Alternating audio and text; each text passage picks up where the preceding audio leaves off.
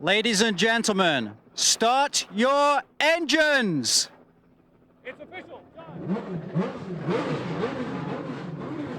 Next time.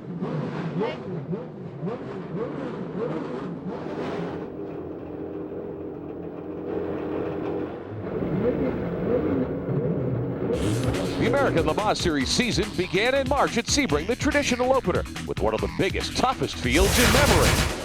Now, many ALMS teams are focused on 24 hours in France. This week, though, they have a new challenge in Sears Point and the chase for the ALMS Season Championship.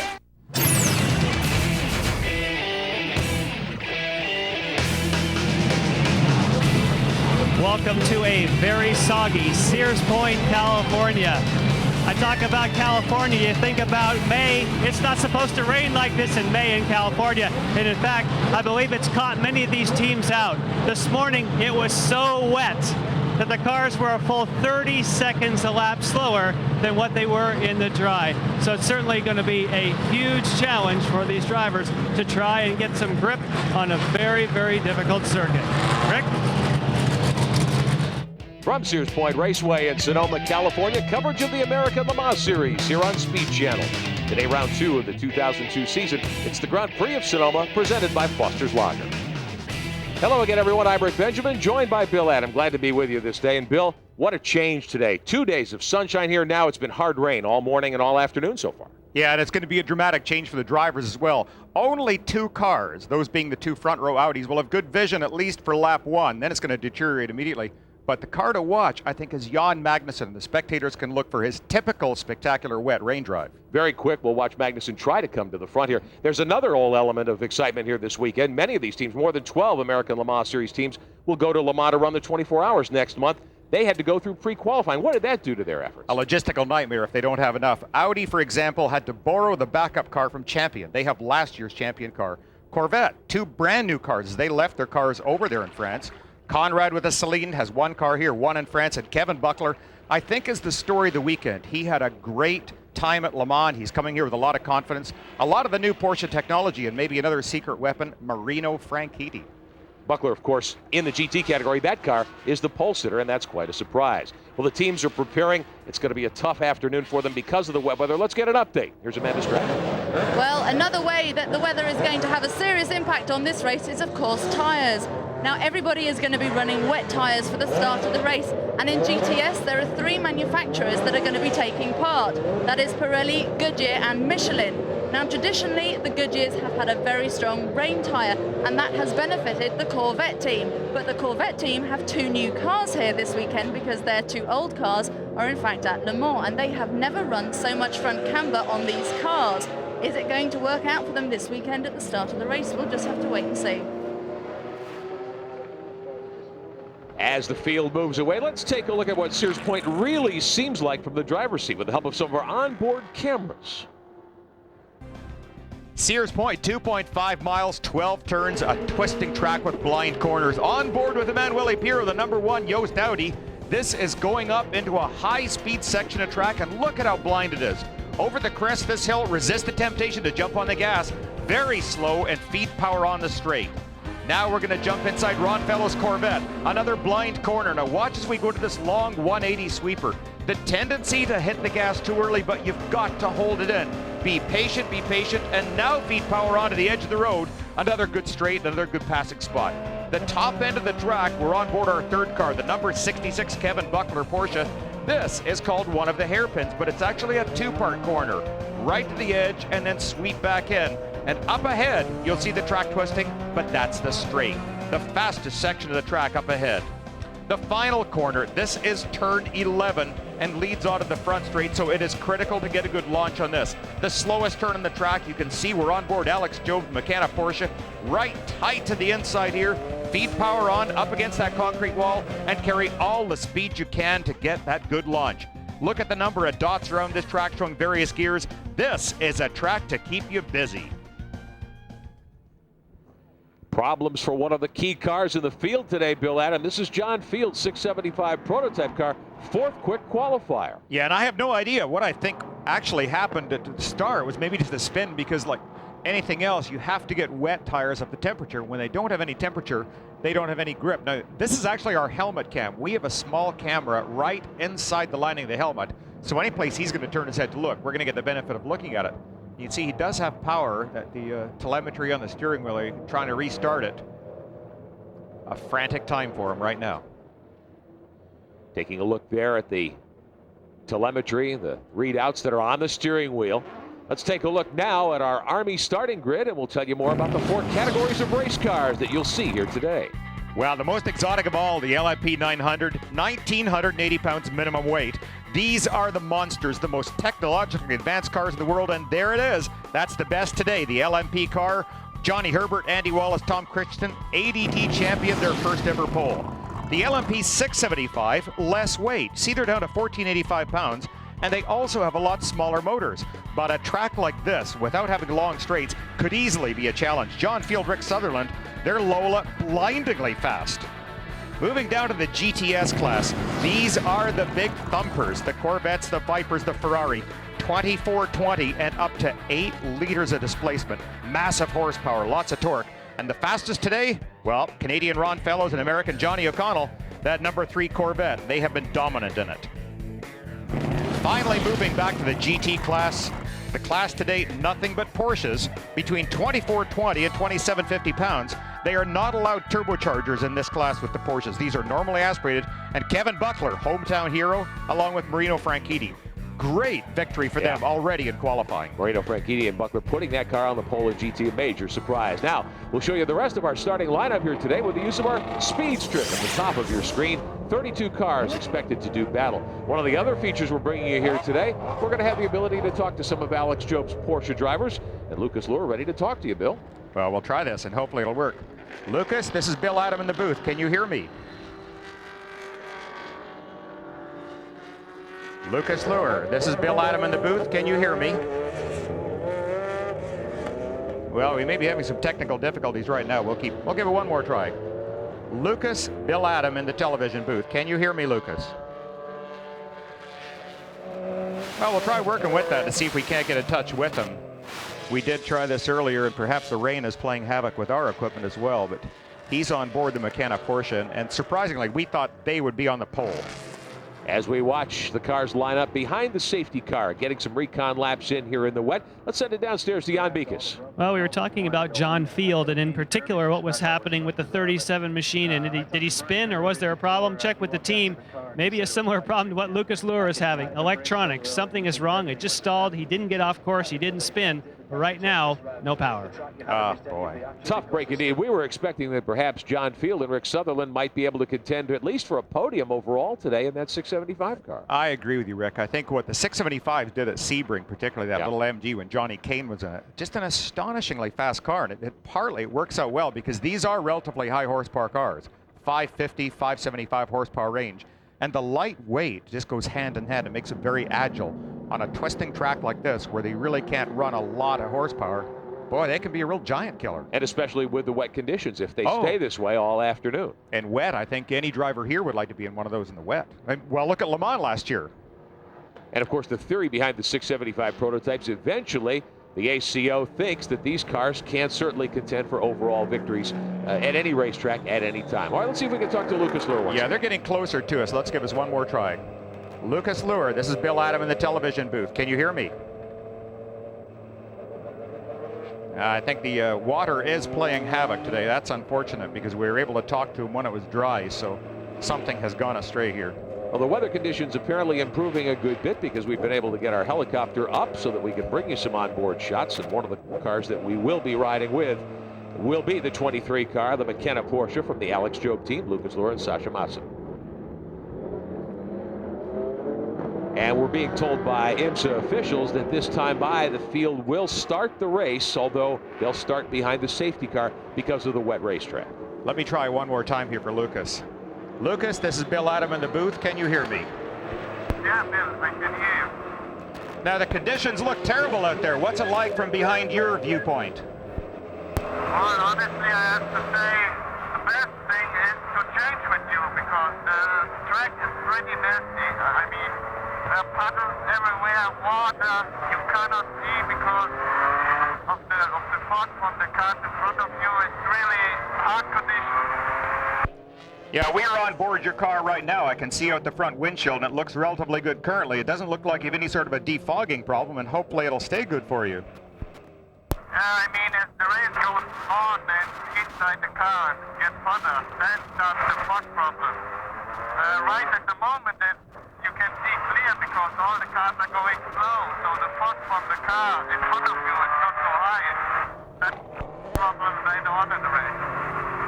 Now, is this a situation where you maybe want to be a little more patient than normal and just let things settle down for a few laps, or do you try and charge immediately to get yourself a breakaway? Well, I think the first couple of laps will be really a chaos, so I just let the things down, and then after the few laps, I will start to ride my own race. All right, thanks for the update, Lucas. We'll try to get back to you later during a quiet period for you, but good luck to you, my friend. Lucas LUHR starting one of the Alex Job McKenna Porsches. They'll line up third in GT. We'll continue here under caution at Sears Point Raceway. We'll look for a green flag when we come back to the Grand Prix of Sonoma here on Speed Channel. Stay with us.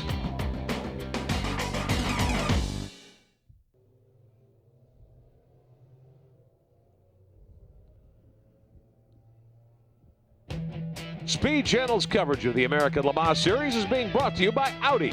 In technology, performance, and design, our goal remains constant. Never follow. Great crowd on hand despite the conditions at the vastly changed Sears Point Raceway. A huge amount of rebuilding going on here. A $50 million renovation project, Bill Adam. They've put together a huge new main grandstand. They've repaved part of the racetrack, and it's just a great place to come and watch. And we take a look at John Field's helmet cam. They still can't get fire in that car. Yeah, you see the frustration. He's throwing up his hands right now. They're getting electrical power onto that steering wheel. How maddening is that? Well, we thought the engine was running in the car, but it looks as though the electrics just aren't cooperating. The readout on the steering wheel there was obviously not what it needed to be so that John could take that car off of pit road. Several other onboard looks for you. Kevin Buckler starts his Porsche on the pole in GT. He has reason to smile. He lives locally and has a lot of laps at this track, but there's more to that that's giving him the success because he ran so well at the Le Mans trials, and he's really pumped up. Onboard 23, this is Lucas LUHR and Sasha Masson, who are going to be the Alex Job car, who we just spoke to a few minutes ago, and you can see that, as he mentioned, right now the vision is fine. It's kind of like having your highway windshield good condition rather than bad condition. And the worse the vision, the more frightening it gets on this track. Not the least of which to consider is the vision out the back. They don't have wipers on the rear, so. We'll ride with Andy Pilgrim and Kelly Collins in one of the two factory Corvettes in GTS. This is the Ford car, qualified second. They line up 11th overall. Yeah, I wonder if he's got some sort of a Rain-X or something on the windshield. Look at the way that the water is just kind of beating and blowing off, and his wiper isn't even running at this point. They also have a secret weapon. They have a wiper on the inside just in case it starts fogging. That could pay off hugely. Full lineup up top on our speed strip for you, and if you're just joining us, this is car number one, the factory Yost Audi. Dindo Capello will start the car, and he'll line up strangely on the outside pole. Yeah, and don't feel sorry for the fact that he's in an open car today, because the aerodynamics of this car are so good that last year at Le Mans, which is run almost totally in the rain, the drivers would frequently get out and be completely dry, even their helmets. They are very, very good, and that not only helps with the driver temperature comfort factor, but also the vision. I mean, boy, there's nothing worse than having your visor fogged up or a windshield foggy. It's terrifying. So part of the strategy for these teams is how to prepare these cars to run in wet conditions, since certainly we'll have a good bit of this race run in wet weather here today. Our speed storylines for you, the two Audis, very interesting story. Bill, I know you can elaborate, but there's no team orders between the Yost car and the champion. No, this is not a case like Ferrari pulled last week in that Formula One race. That was ridiculous. This is a flat-out fight. Now, Audi did call champion when they realized that Yost couldn't bring their cars over and said, can we get your backup car? Dave Mirage says, yes, you can. They painted it in the Yost colors, but they are running the full Yost motor in the car and one of the old motors, interestingly. So this could be a great battle, and there are no soft gloves on at this point. They can go at each other for all they're worth. And in GTS, you've got, of course, three teams with hopes of getting to victory lane here today. And the rain could be a huge equalizer between the Corvettes, the Celine, and the Ferrari, the Olive Garden Ferrari. And they all line up together. All 4 of those cars qualified very closely in time trials yesterday, and they will line up together on the grid when we get ready to go racing. Still circulating under caution here at Sears Point because of the rain that we have seen today. We'll grab a quick timeout. Be right back.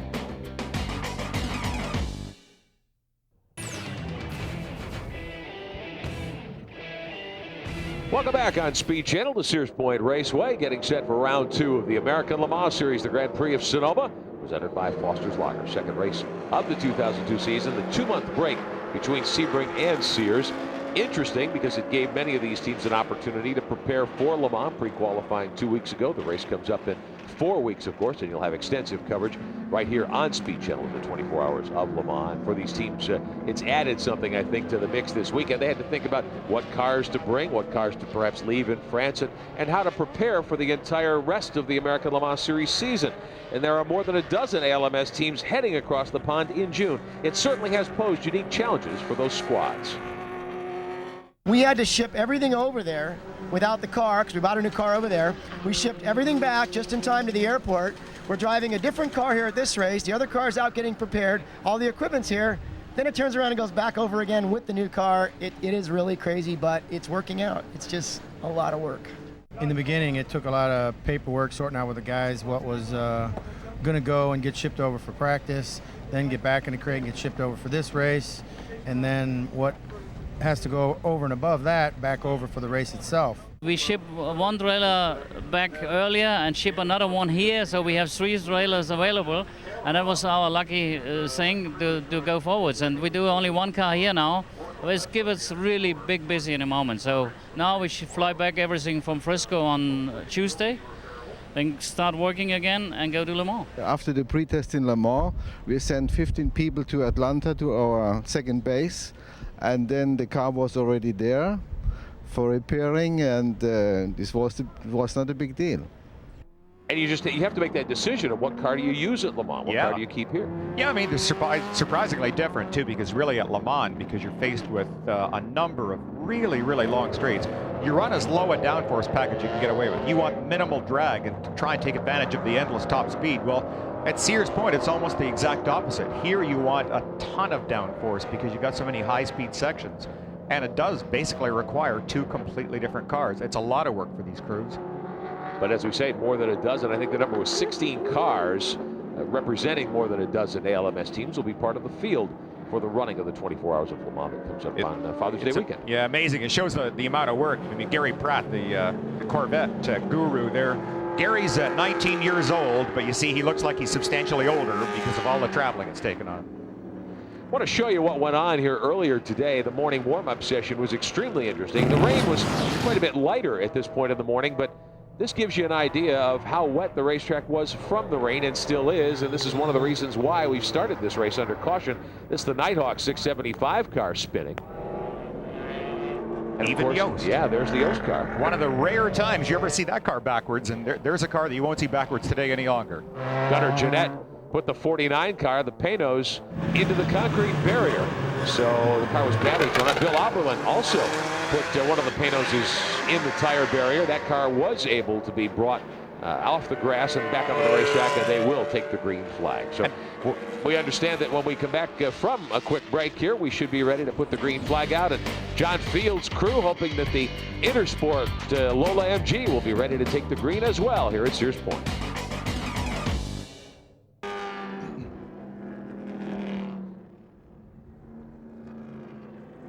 Welcome back to Sears Point here on Speed Channel alongside Bill Adam. I'm Rick Benjamin, getting about set to put the green flag out for the first time today in the Grand Prix of Sonoma. Everybody's got the lights on, Bill. The wipers getting a workout here. And as a driver, you've been in these cars many, many times over the years. If you've run a long time under caution like this, can you be ready? What do you do mentally to prepare for the final start of this race? Well, right now, I mean, they'll all be aware that the pace car lights have gone out. They know they're going to start the next lap, and it's almost like switching into a different gear. You focus, you become intense. And suddenly the enjoyment of just saying, well, I've got a few laps here to get to feel the car a little bit and so on, that goes away. Now your game face goes on, you become hungry for that win and just sit down and really focus on the job. John Field's crew still working on the MG Lola. You're looking through the eye port of John's helmet, one of the helmet cams in use for the first time here today. And we're pleased to be able to bring you that vantage point. Let's get a final update from pit road. We're told that the green will be out next time by. First to Jan Beekes. Well, that'll be nice. It'd be good to see some racing, but you know, when you have this much yellow and you have slippery conditions, you have to think about fuel economy. That is going to affect the pit strategy. Now, some of the LMP competitors, the prototype competitors, even said if it stays this wet, we could make it in one stop, which seems amazing to me. But what's going to make a big difference, especially for the Audi teams, they have 3 drivers that they want to get points with. So therefore, you have to drive at least 10 laps to get points, even if you have enough fuel to make it for that maybe one stop. Most likely, they'll be here 3 times. Amanda? Well, another team that this is going to affect is the Conrad team and their Celine. They think they can maybe just pass with 1 pit stop. That is so long as the race runs more under yellows. Of course, the longer the cars stay under yellows, the less fuel they use, and therefore they can get away with just 1 pit stop. So they have got their fingers crossed that there will just be a long period of yellows so that they can just take the 1 stop.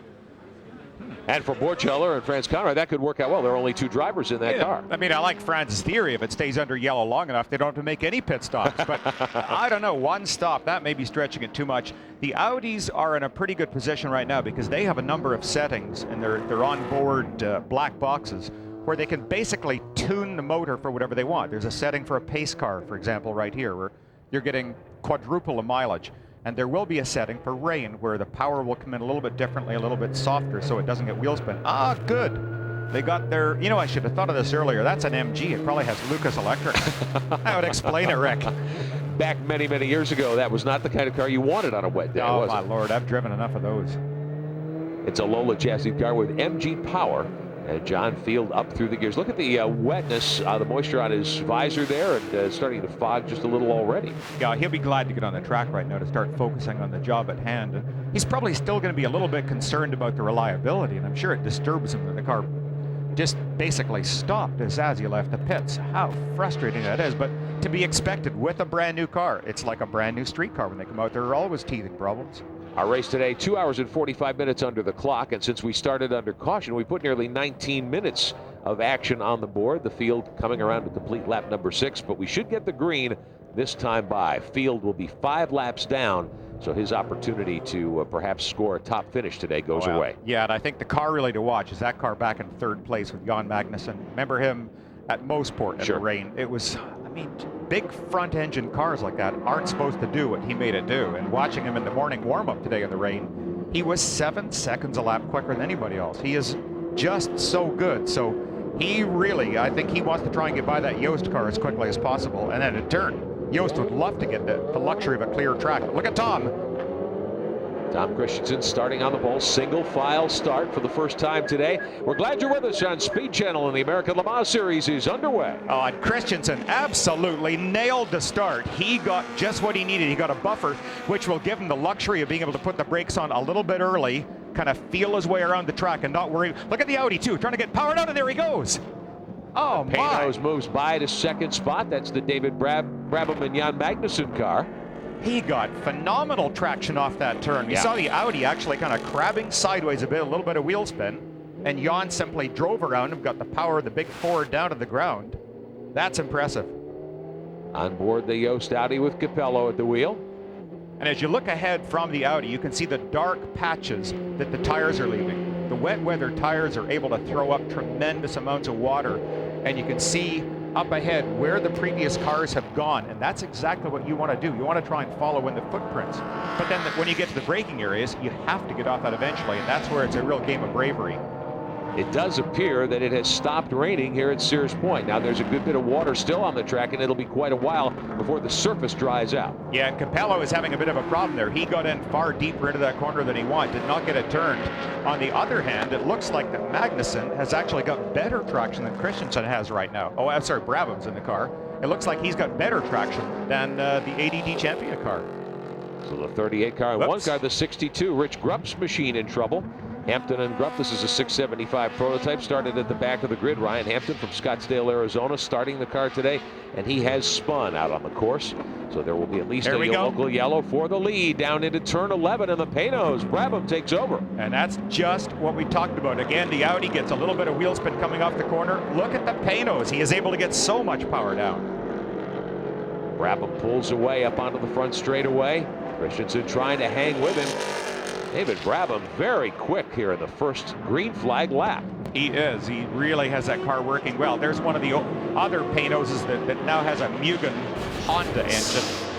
I believe that's Scott Maxwell in the 17. We'll take a look at how David Brabham got the lead coming to the final hairpin here. This is turn 11. And just right up the inside, Tom Christensen driving very smart. He gave David lots of room on the inside and thought, David, if you can go that deep, it's yours for the taking. Now this is not unlike what we saw last year at Mosport in Canada later in the season, where it rained up to the race and for the first several minutes of the race, then it dried out, and it was really a challenge. The track was very challenging at Mosport for many of these drivers, and you saw some interesting passes up front. Yeah, a little bit of a different line there too, coming around that long carousel turn. David was about a car length wider out on the turn than was Tom Christensen in the Audi. So they're both kind of exploring the track right now, trying to find where they can each get best traction.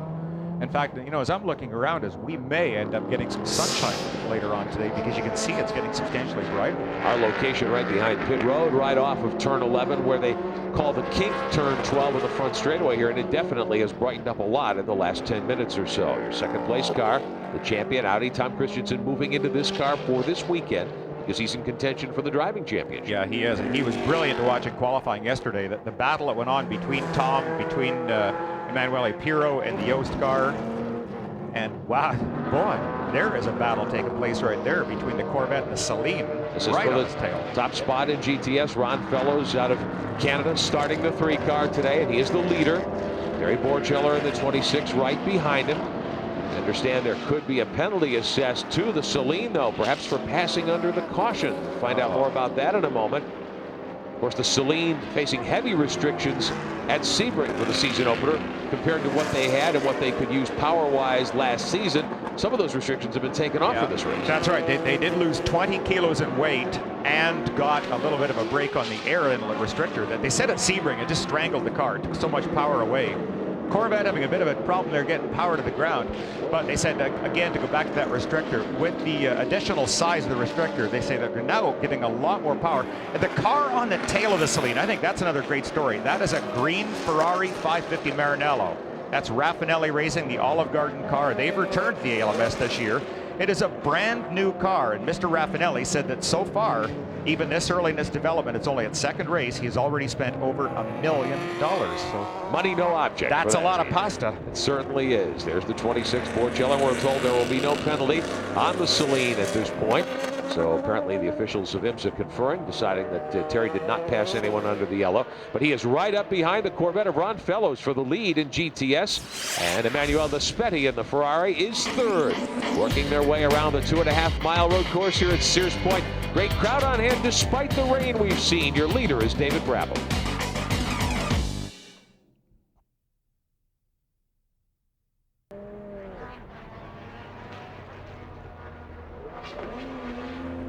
Back at Sears Point, the conditions causing problems for the Yost Audi. This is Dindo Capello. Billy spun into the grass. He's got the car on the racetrack, but had trouble getting it refired. Well, he did have trouble getting it refired, but even more difficulty, those cars are notoriously difficult to start from a dead stop.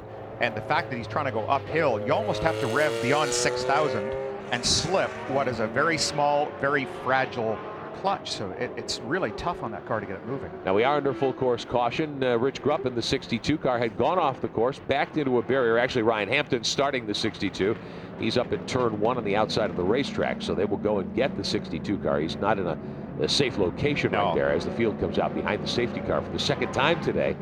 David Brabham, still your leader, having taken the lead away from Tom Christensen moments ago. Let's show you what happened on board here with Capello. Watch as Ronaldo goes down into this dip. That's where water builds up right there. And suddenly, as he tries to get any sort of power down, just gets sideways and slams the barrier. I mean, that fast, it's that easy.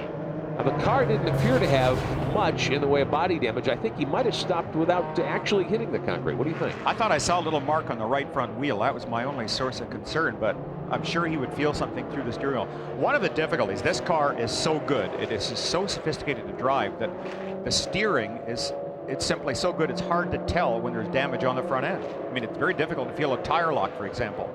And the only way that drivers frequently know if a tire is locked is seeing smoke stream through those vents on the top of the bodywork. Normal cars, you feel a steering wheel jerk in your hands, not in the R8. Well, pit road is closed right now. Wow. Because of the problem down in turn 1 with Ryan Hampton in the 62. So the officials have not yet opened pit road, and that means Capello will have to stay out. They will not be able to bring that car to pit road yet without a penalty to check it over. So we will see what happens. Meantime, though, he has given up a top 3 spot at this point. Scott Maxwell in one of the Pano's LMP 07 cars has moved into 3rd. We're under caution at Sears Point on speed.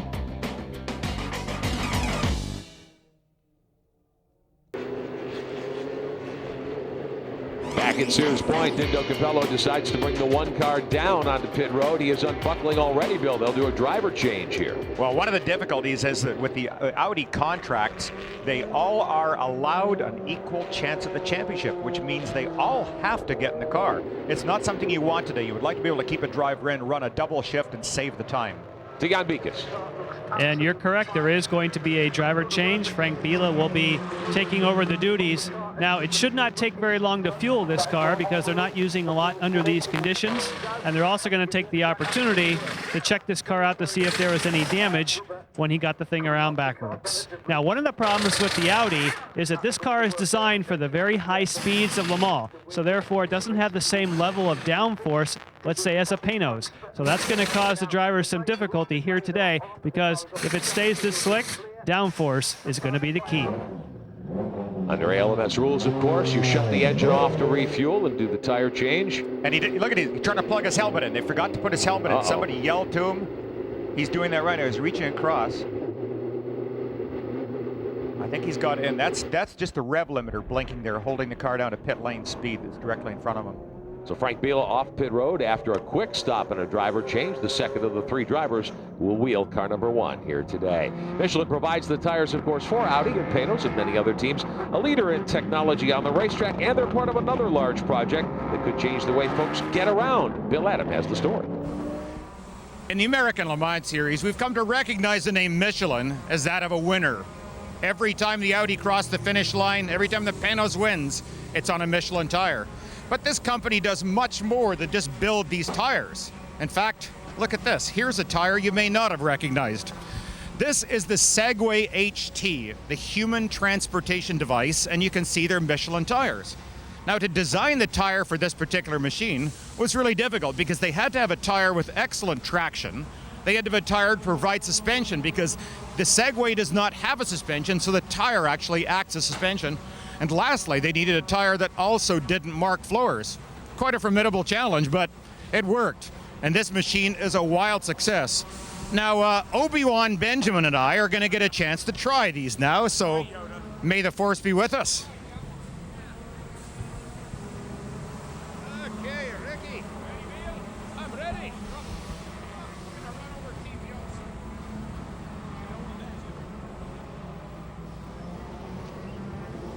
I think we need a few of those in the TV compound. I'd love them. Very, very much appreciated the opportunity to try the Segway. Under caution at Sears Point, David Brabham is your leader ahead of Christensen, Maxwell, Alberlin, and Clint Field. We'll be back.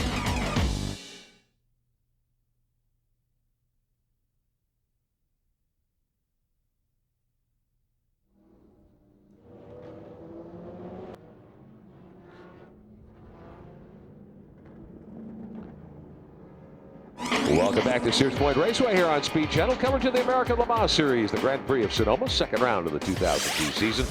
Up top, the speed strip that shows you our running order as we get ready to go green again for the second time here this afternoon. Started the race behind the pace car under caution because we had hard rain, Bill, up until about 10 minutes ago. The rain has stopped around the race course. This will present an interesting strategic challenge for these teams. You have to decide when to come in to go to dry tires. Yeah, it does. And the other thing that might have taken place is that maybe some teams are depending on it being a wet race for the entire length and made changes that can't be changed during a pit stop, like softening or loosening up sway bars in the car. Green flag back out as we begin lap number 13 here at Sears Point.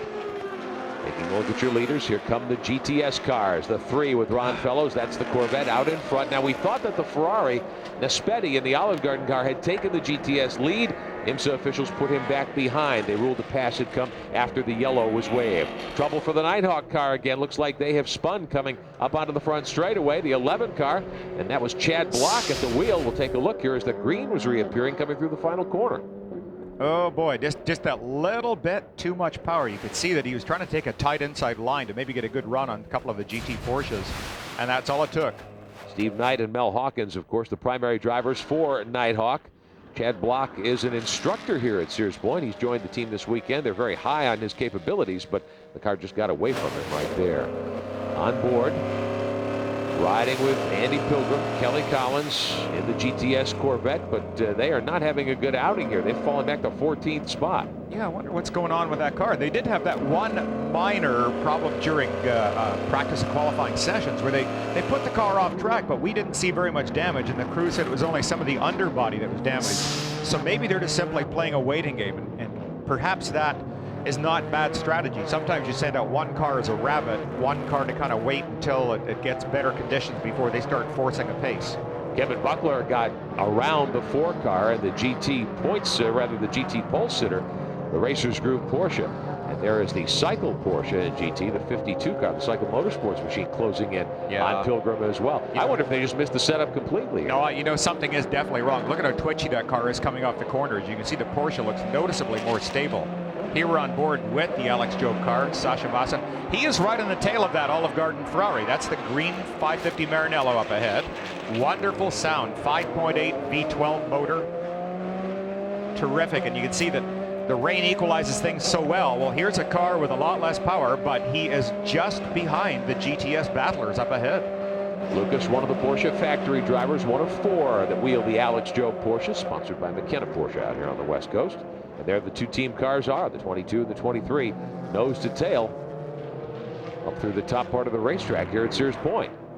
And for the last, oh my God, it seems like the last 50 years, Alex Job has got this thing figured out. He does such a good job setting these cars up. They're consistently winners. They always run well. And in fact, at Sebring, we watched such a heartbreak. One of his cars won with only 20 minutes to go. His second car that had been running in second place had that problem and couldn't restart. But Alex Job team, they really are just about the class of the field. And I think part of that, it also sets a sight that the other teams can look up to, like Kevin Buckler, for example.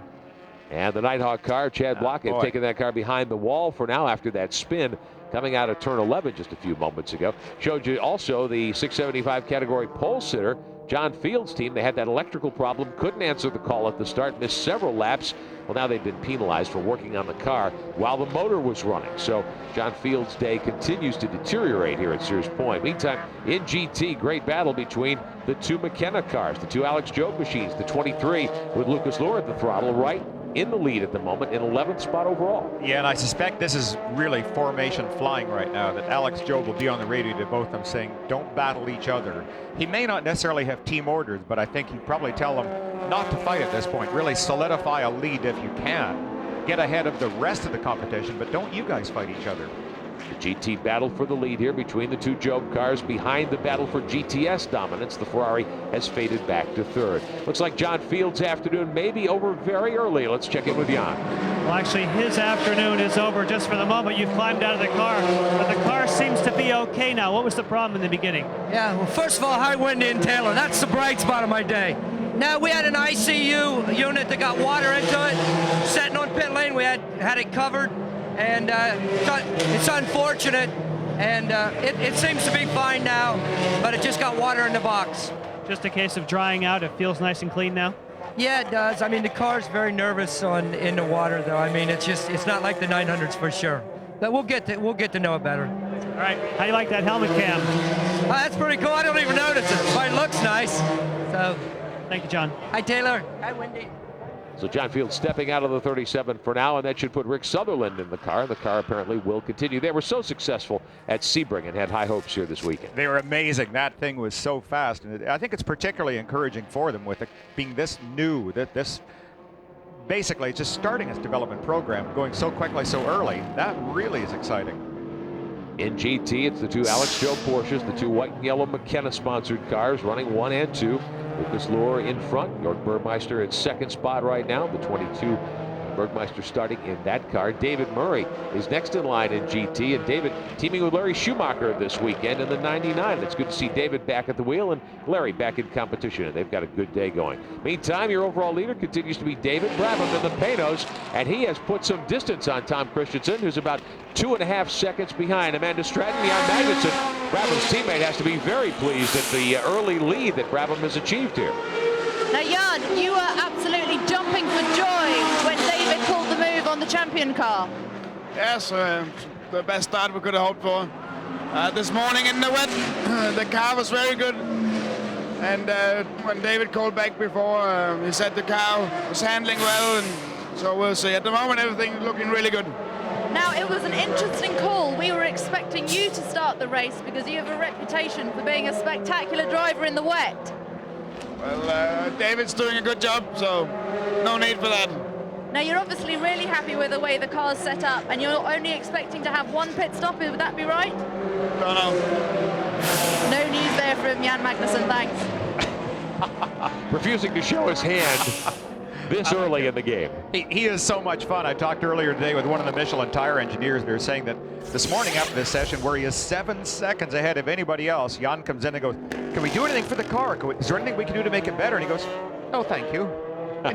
He just accepts it and has a ball. Fuel it up, put some fresh tires on, we'll be ready to go. Well, David Brabham has just knocked off the quick lap of the race so far, 1:44.06 seconds. He's stretching the lead in the Panos. We'll be back.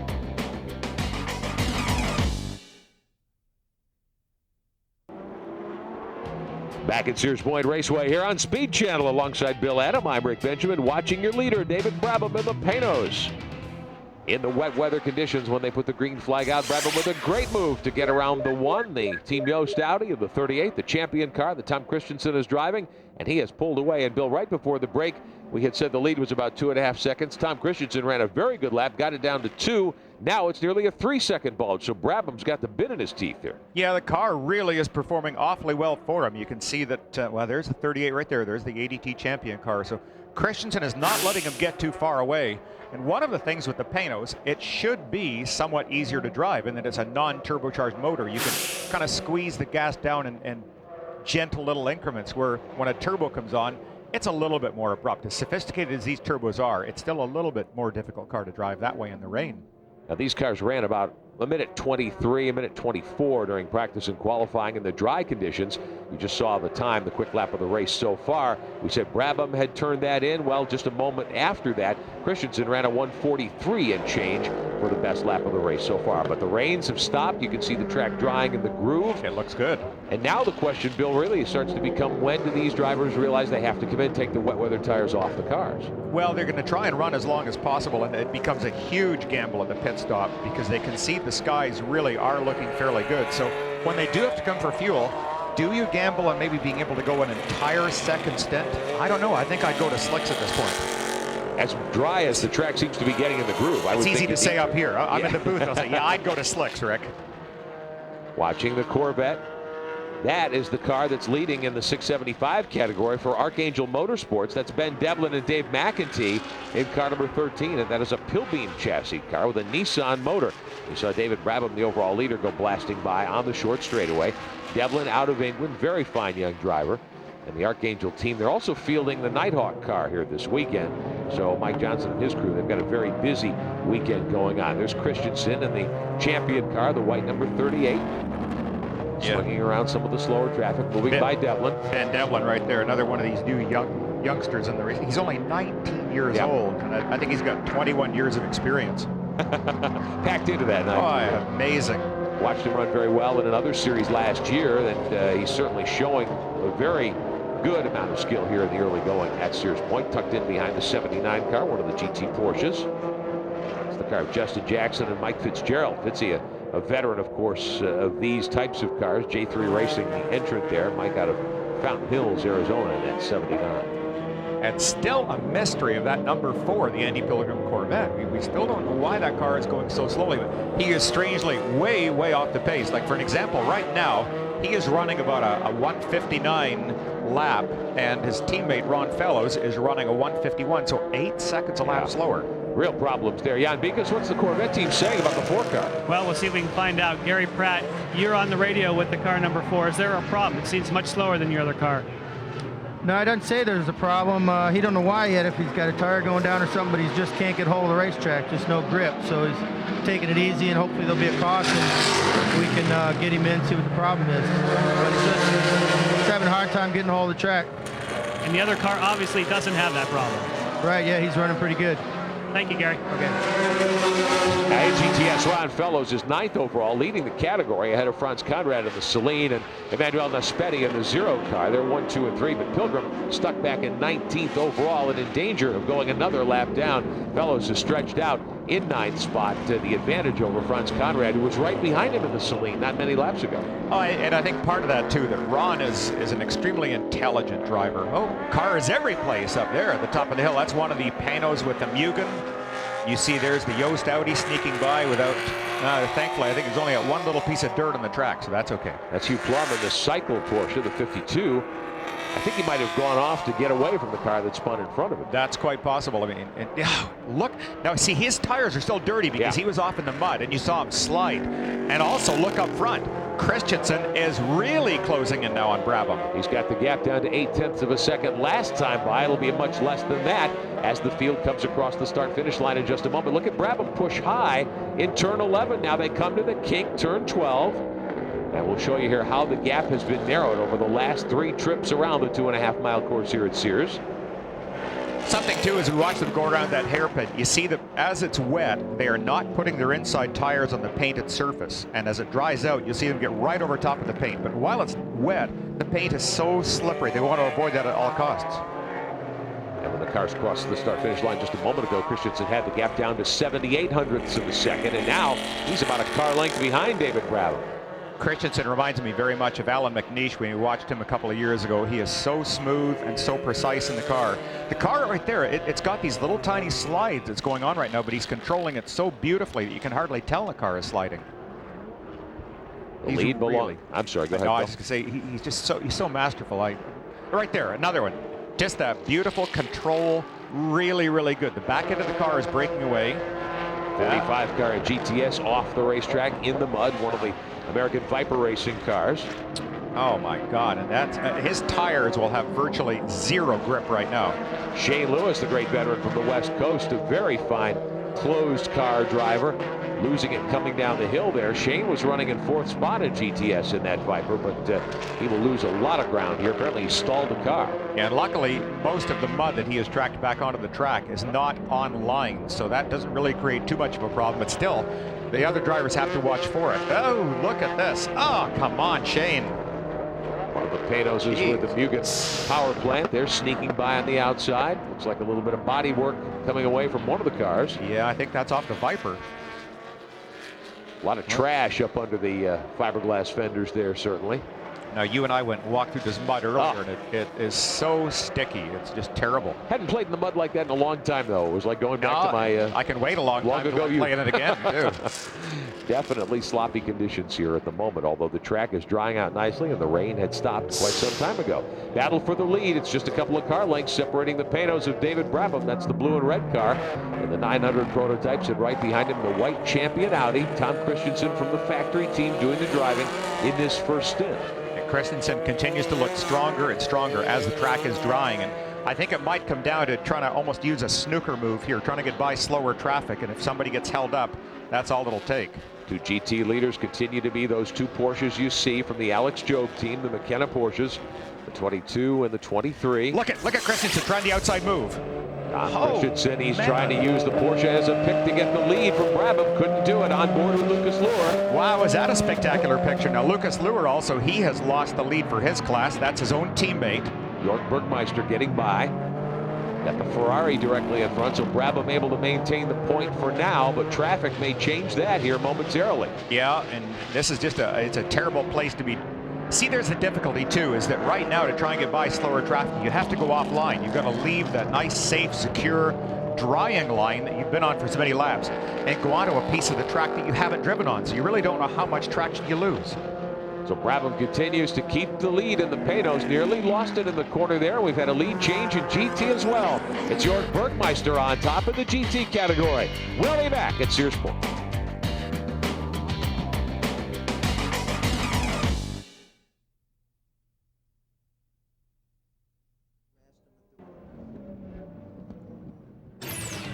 Nearly an hour complete of the Grand Prix of Sonoma, the American Le Mans Series here on Speed Channel. Hello again, everyone. I'm Rick Benjamin. Bill Adams alongside Jan Beekes and Amanda Stratton on pit road, watching a great battle for the top spot overall. David Brabham has had the lead since we put the green flag out, Bill Adam, but Tom Christensen is right on his back wing. He is pressuring him endlessly right now. And I'm wondering if David's maybe losing his front tires a little bit, because on 2 corners, I see him going a little bit too deep each lap.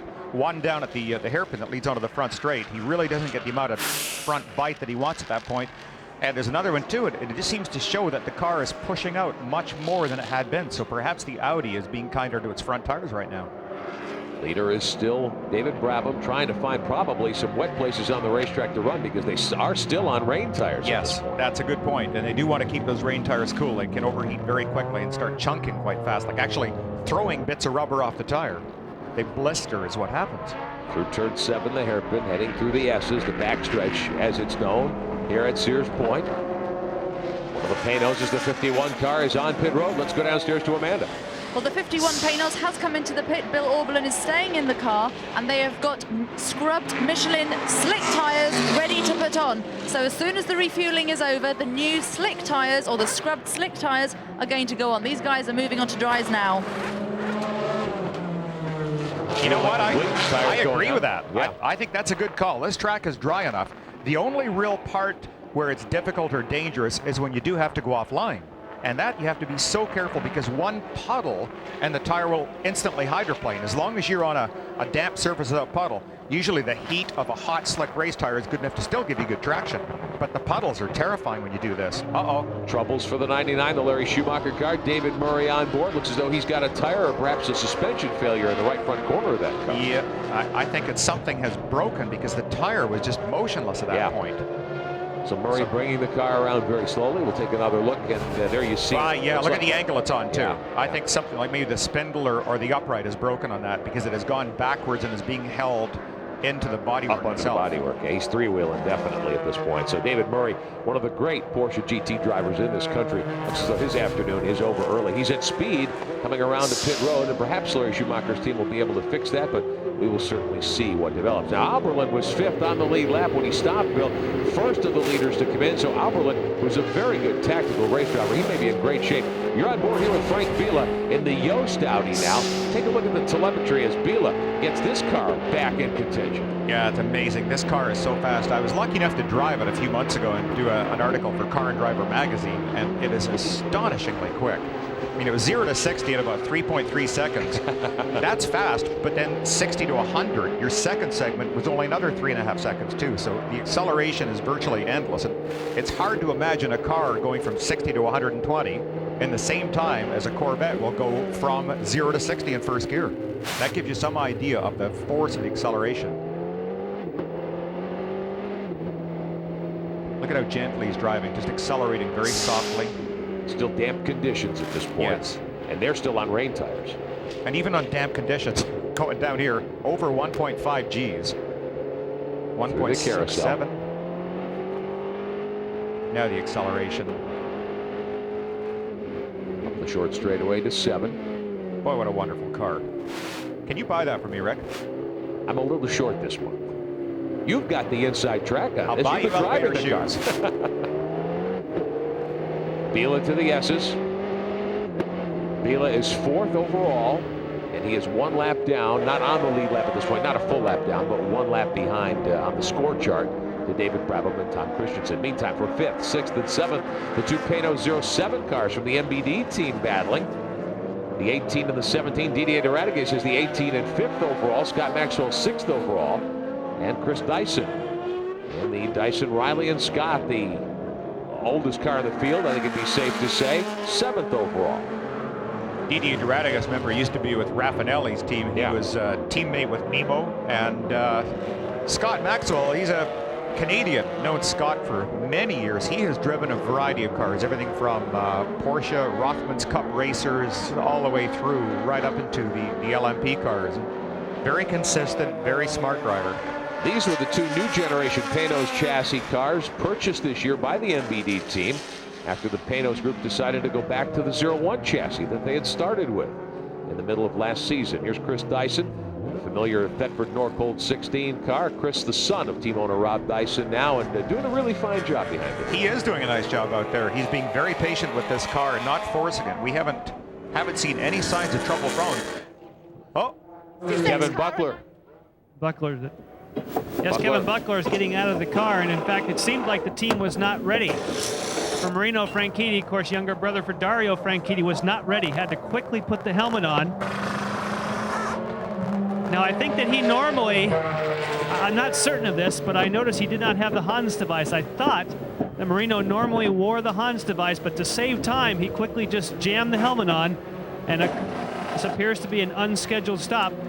Once Kevin Buckler gets him all buckled in, we'll maybe find out why. In fact, he came in early. well, that's one of those things they'll definitely want to get worked out prior to Le Mans, because you don't want to have a driver going in the car, A, without a Hans device, but also knowing that he normally wears one, to have that thought running through your mind. Marino didn't have his glove on either on his left hand. Although that in itself, I mean, I frequently leave gloves off as well, just to make sure you can do the buckle up better. Sometimes you don't get it done up properly and you leave the pits and it pops open. Then you're forced to make another pit stop. So, well, Marino Franchitti getting buckled up quickly now, and he is away. You see the Scottish flag on his helmet there, that white cross. And if you wonder why, you say, wait, the Scottish flag's blue. Well, Dario and Marino's grandfather came over from Italy to Scotland, so they're kind of covering all the bases. They more or less got a Scottish flag painted in Italian colors. 66 car, 18th overall before that stop. 5th in GT. That car was the pole-sitting car. And Marino Franchitti certainly will have his work cut out for him. Lead battle still very close. David Brabham still on top in the 50. Tom Christensen in the 38, running second, navigating slower traffic. They have not yet stopped to change to dry tires, even though the track is drying out quickly. So the battle rages on. We're past the 1 hour mark at Sears Point. Brabham and Christensen are running 1-2. We'll be back.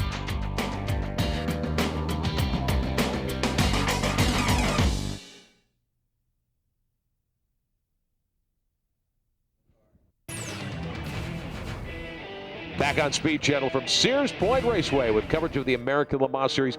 Battle for the overall lead. Tom Christensen in the white champion Audi. He's just knocking on that doorbell. Boy, he's kicking on it right now. That thing, he is trying inside, outside. Now here we are at the top end of the track. This again is one of the two hairpins. Look at as David goes in. He wants to try and let the car come right out and then bend it back in tight for the next part. And every lap, the Audi just closes right up there. Less than a second separating the two cars. The last 3 laps, the gap has fluctuated just a little, really depending on race traffic more than anything. Look at the Audi closing up right here. There's a couple of sections on this track. It's really dramatic, the differences between the two cars. And perhaps David is keeping in that lead position just simply from his brilliance, because he's an incredible driver. But I think he might have thrown this car around so much, maintaining the lead, that he has flat worn out his Michelins. I would have to think that rain tires, and both these cars still on rain tires, that you would pretty much have worn them completely away, and as dry as the track is in the groove now. Nice move by Chris Dyson, keeping that car well out of the way of the leaders. That's good, watching your mirrors, paying attention. Dyson 7th overall, though, in the 16, doing a very nice job here in his first outing in this car in the American Le Mans Series. Yeah, this is a particularly difficult track, too. It's very technical and very demanding. Again, you see Christensen, he closes right up on the back of Brabham there. Now, this is where Yost spun before, right in that little spot. Christensen really gets a good run on Brabham up here every time as well. Up through turn 3 and 4 and heading down to 5. The Panos has always been a car that worked well here. Remember last year, the champion fellas decided to try starting off with a light load, hoping that Andy Wallace would get a jump on him off the start. And because that Panos, with all the torque of that big 6-liter motor, just jumps off the corner, they never got a chance of getting by. I think you saw a moment ago there the 2 leaders putting Bill Oberlin, who was 5th when he came to pit road for dry tires, putting him another lap down. Here we go. Looks as though the 51 car definitely not up to speed. Heading to turn 7. Christensen will try it one more time. I think David Brabham is so smart. Tom tried to bait him. He went a little bit to the outside to see if he could make him move over.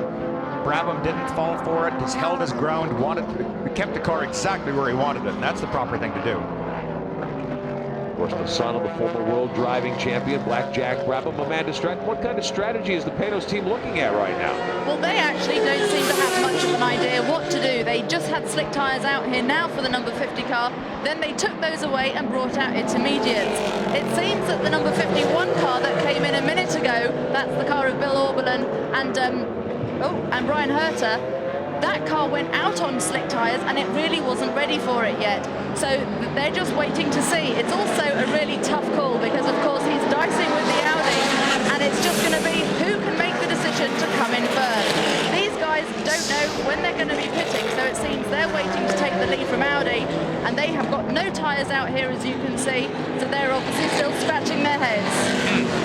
Leaders on pace, running about 1:45, so we haven't gotten anywhere near the speeds we were seeing on Friday and Saturday getting ready to run this race.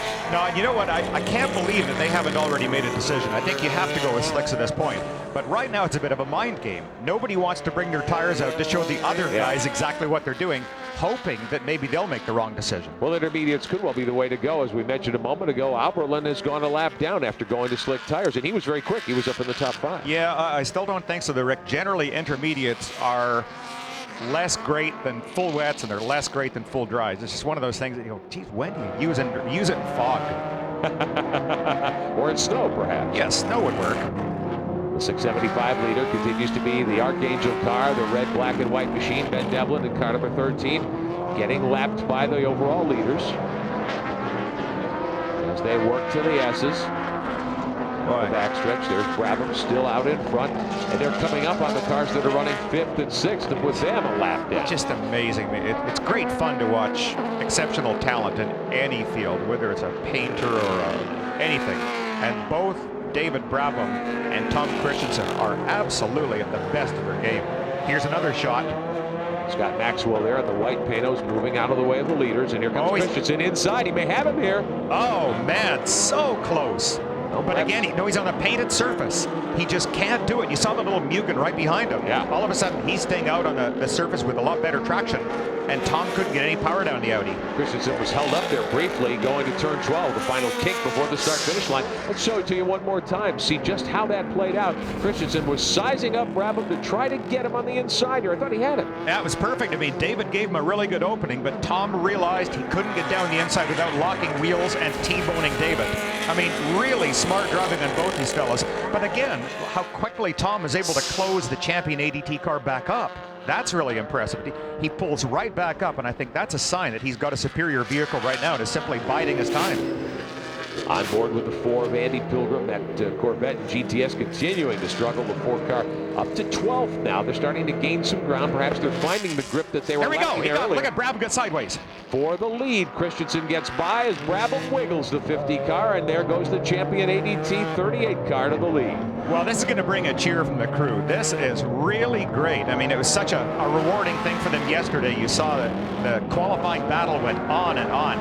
We're going to get another look, and they're coming around this long, fast carousel, and Tom just stuck it up the inside. Look at the gentle slide there. Yeah. Brabham a little more of a slide on the outside, and he had to back off the throttle just slightly. Christensen drives that car so smoothly. And now we'll find out if Christensen was being held up by Brabham. Exactly, yes.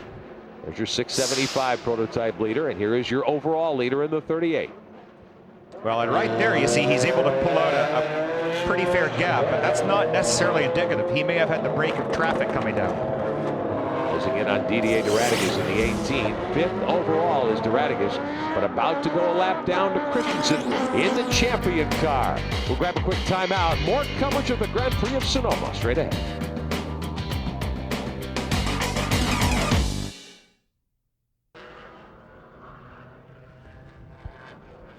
Welcome back to Sears Point Raceway. 34 laps complete of the Grand Prix of Sonoma. Alongside Bill Adam, I'm Rick Benjamin. We had a lead change just a couple of moments ago. Tom Christensen has taken his temporary ride in the champion ADT Audi, the white 38 car. He's gotten to the lead, and he started to pull away from David Brabham. And just as we say that, David Brabham puts a very quick lap up on the board. Quickest lap of the day, a 1:43.02. Well, you know, sometimes when you can see your competition directly ahead of you, it tends to inspire you. And you just want to get the fire going again.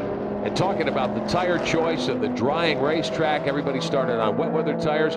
Bill Oberlin so far the only driver to change to full slicks.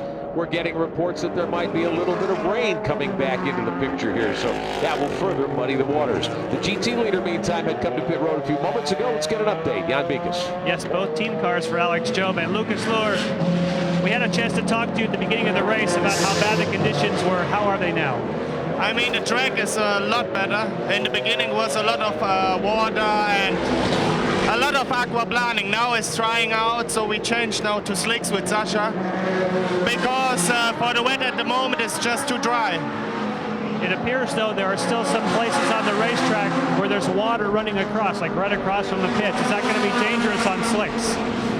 Well, personally, I think that when you have the slicks and you have most of the part of the track, you have a dry line. If you're going then to a puddle, for example, it doesn't hurt you so a lot. But going again with the rain is too risky, in my opinion, because the tire can explode it. Thank you, Lucas. Thank you. On board with Sasha Massa now in the 23, who just got into that car. And they did change to the slicks, as you heard Lucas say on that change. So that's at least 2 cars that have gone to full dry weather tires. Yeah, and just to explain, as we watch some of the telemetry here as the Alex Job car goes around the track, what Lucas talks about, the tire exploding, he's not talking about the Michelin actually blowing up, but when you put a tire with a lot of tread, like a rain tire, under dry conditions, you heat them up to levels that the tire can actually start separating. So it's not really an explosion as such, not an unsafe tire by any means. This is something that just happens because the temperature buildup is enormous. What a great battle we've got going, meantime, for 3rd overall. Young Clint Field. This is John's son in the Lola B2K chassis car with the Judd motor. That's a privateer effort in front of Frank Vila and the Yost Audi. Yeah, and you can bet they'll be cheering for them, won't they? This is everybody's dream when you can run ahead of Yost. Yost still are the #1 team in the world. They have won Le Mans the last 2 years in a row. They're going to try it again this year to try and get Mr. Pefkin up at Audi the opportunity to finally keep the Le Mans trophy. That's something that can only go if a team, not a manufacturer, but if a team wins Le Mans 3 consecutive times, they get to keep the trophy. So that's something that the head man of Audi really wants. Now, Clint Field is just 18 years of age out of Dublin, Ohio. John's son, we rode with John. Certainly want to thank John for allowing us to use the helmet cam. Here's Vila to the inside of Clint Field for 3rd in the carousel, and he's got it. Very clean pass there, just snookered him with a nice, smooth move up the inside. That was perfect. Clint Field, though, can certainly go to school now and follow Vila for a while.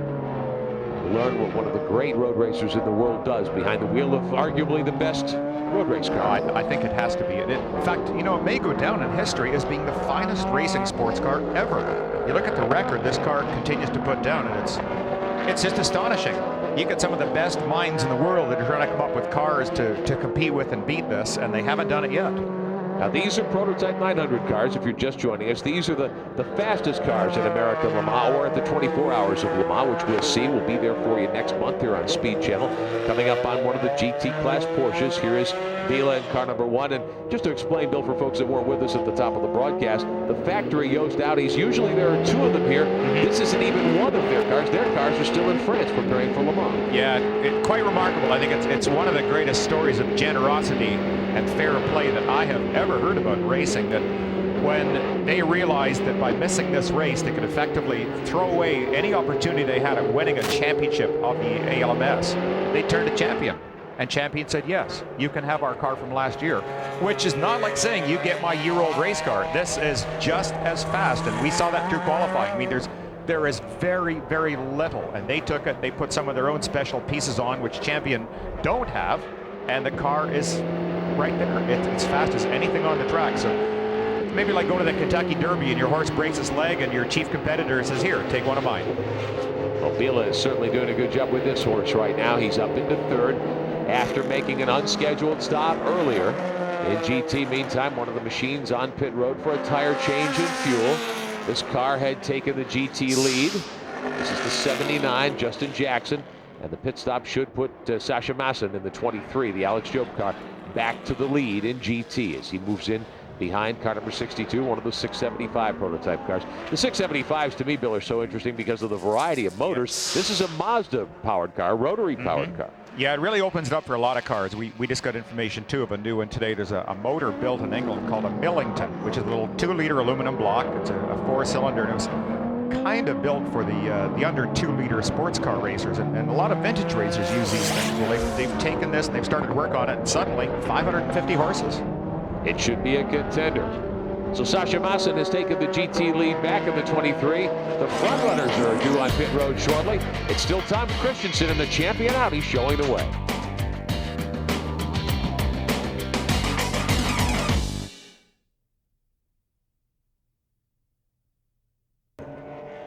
Tom Christensen building nearly a 6-second lead over David Brabham for the overall top spot here at the Grand Prix of Sonoma. Be sure and stay right here on Speed tonight at 7 Eastern, 4 Pacific.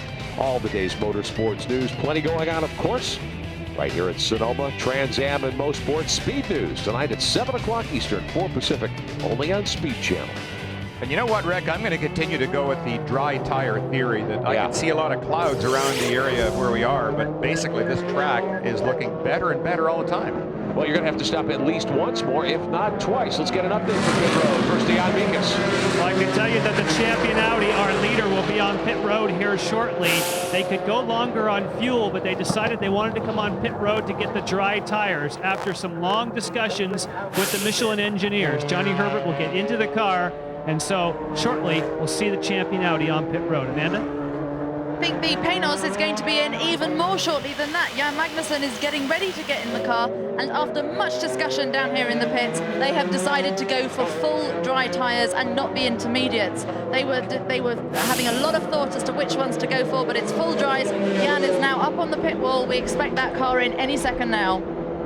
Watching the Banana Joe's Lola MG in the 675 category. That's the car that John Field started. They qualified fourth, but had just a ton of problems electrically and otherwise. Rick Sutherland in the car now, not in contention. Here's your leader, Christensen in the 38 car, coming up on one of the GT Porsches. Continuing to add to that lead, Bill. He's got the advantage over David Brabham up to 7.7 seconds. Yeah, he's running a 1.5 to 2 seconds a lap quicker right now than Brabham is. So even though both cars will have deteriorating rain tires, it appears that the Audi has been a lot kinder to its tires. Because I know Brabham himself is a very smooth driver, much, exactly like what Tom is. Scott Maxwell has brought one of the Panoses, the MBD car, onto pit road. Milka Duno climbing into the 17 for her stint today. Car still up on the jacks. You saw the penalty for one of the Orbit Porsches in GT. Gary Schulteis's team, the 42, penalized for working on the car during the fuel stop. You have to get the fuel in first under ALMS rules. Yeah, it'll be interesting to watch how Milka does in this car too, because before the race started, she was actually seen running around to various garages trying to find drivers like David Donahue, for example, or Gunnar Jeanette, saying, do you want to drive my car today? It was raining very, very hard here earlier in the day. There was a lot of water on a lot of parts of the racetrack. And that caused many of these drivers to have concerns. And as we showed you, several drivers spun and damaged some of the race cars here in morning warm-up. So it's certainly been an interesting day here at Sears Point Raceway. Now, Bill Auberlen, who came to pit road, he was the first of the contenders to grab slicks. He stayed out, he soldiered out. Look at this, Bill, 1:37, yes. Quick lap of the day by a lot. 4 seconds a lap faster than Tom Christensen is running right now in the Audi, and that's the value of going to slick tires. So I'm glad these guys listened to me. There you go. The 51 car is 2 laps down, but Bill Auberlen has it back to 8th overall. Now Brabham brings the 50 onto pit road. This car led a lot of the early laps today, grabbing the lead at the start from the 2 Audis once we went to green flag conditions. So Brabham will come in. There'll be a driver change, a tire change, and fuel, of course. One of the things, too, that I'm kind of surprised at, Amanda said that when the ADT champion car comes in, that they're going to change drivers. I would have thought they would have maybe left Tom in the car for a double stint. Well, the Panos team making their move. Here's Magnussen climbing into the 50. Go Amanda Stratton. That's right. They are busy refueling the car at the moment. Jan Magnussen is being strapped in by his co-driver, David Brabham. They are patiently waiting. There is a colossal amount of steam coming off from the sides of this car. The heat that it's built up is huge, and all the water, of course, that has been building up on the sides is now evaporating off. So it's just steam if you're seeing any smoke. Right, the car is now off the decks, and the slick tires are being put on. These are scrubbed slicks, so they've already had one heat cycle in them. And once this pit stop's over, we'll try and grab a word with David Brabham. And once again, just for new viewers that maybe were wondering why they weren't changing tires, under American Le Mans rules, you can't refuel and change tires at the same time. So those guys weren't just hanging around kind of watching. By rules, they couldn't touch the wheel until refueling had finished. So the new tires are on, fuel back on board the Panos. Magnussen is strapped in, and he is down and away for the second stint of the day. And we'll see what kind of magic he's going to be able to find here in that car. Now, they've given up a lot of track position, still being shown second, but I think Frank Biela will be able to get by here if he hasn't already done so. Well, we just saw the champion car just blew by there a second ago, and one of the things that Magnussen has to watch for right now, this is one of the most dangerous periods when he is out on stone cold slick tires. The track is still damp in so many areas, and it usually takes these cars 2 or 3 laps at speed to get any sort of temperature at all. Well, when the track is damp, it's even that much worse, so the car will be horribly twitchy at this point. Well, let's find out how good this car was. Let's go back to Amanda. Now, David, you pulled an awesome move at the start of the race there, overtaking the Audi. You held it for a while. How was the car? Yeah, to begin with, the car was really good. I could tell on the first lap, when I passed the start, that I had a bit more grip than the Audis. So I tried to make good use of it, got into the lead, and with those conditions, the car was really good. As it started to dry up, I started to lose the rear end a little bit more. It just got worse and worse as it dried out. I just had to try and hang on there as late as I could for the fuel stop. So we're still in good contention, so we're really pleased. Thanks, David. Over to Jan. Yes, there's been an update with the number 38 champion. I told you that they were going to be on the pit road any moment. They have now changed their mind. Johnny Herbert stands by to get into the car. The reason they changed their mind is because they have decided that if they stay out, they may not have to make another stop. We've talked about the fact they have 3 drivers on the lineup, but they waited an extra lap or 2 in case they want to make this their final stop. Watching the 38 car come to pit road. Christensen throws the visor up. Yeah, he's definitely getting out. You can see he has unplugged his helmet, put the plug up on a little bit of Velcro on top of the helmet. Aries, he's going to bail out. Seat pad going in. Let's get back to Jan. Yes, and what I was saying is that they were waiting as long as possible, not necessarily because they won't be here again, but to give them the option. So they obviously will go with the slick tires, as we have seen so many do, because they are taking Bill's advice after all.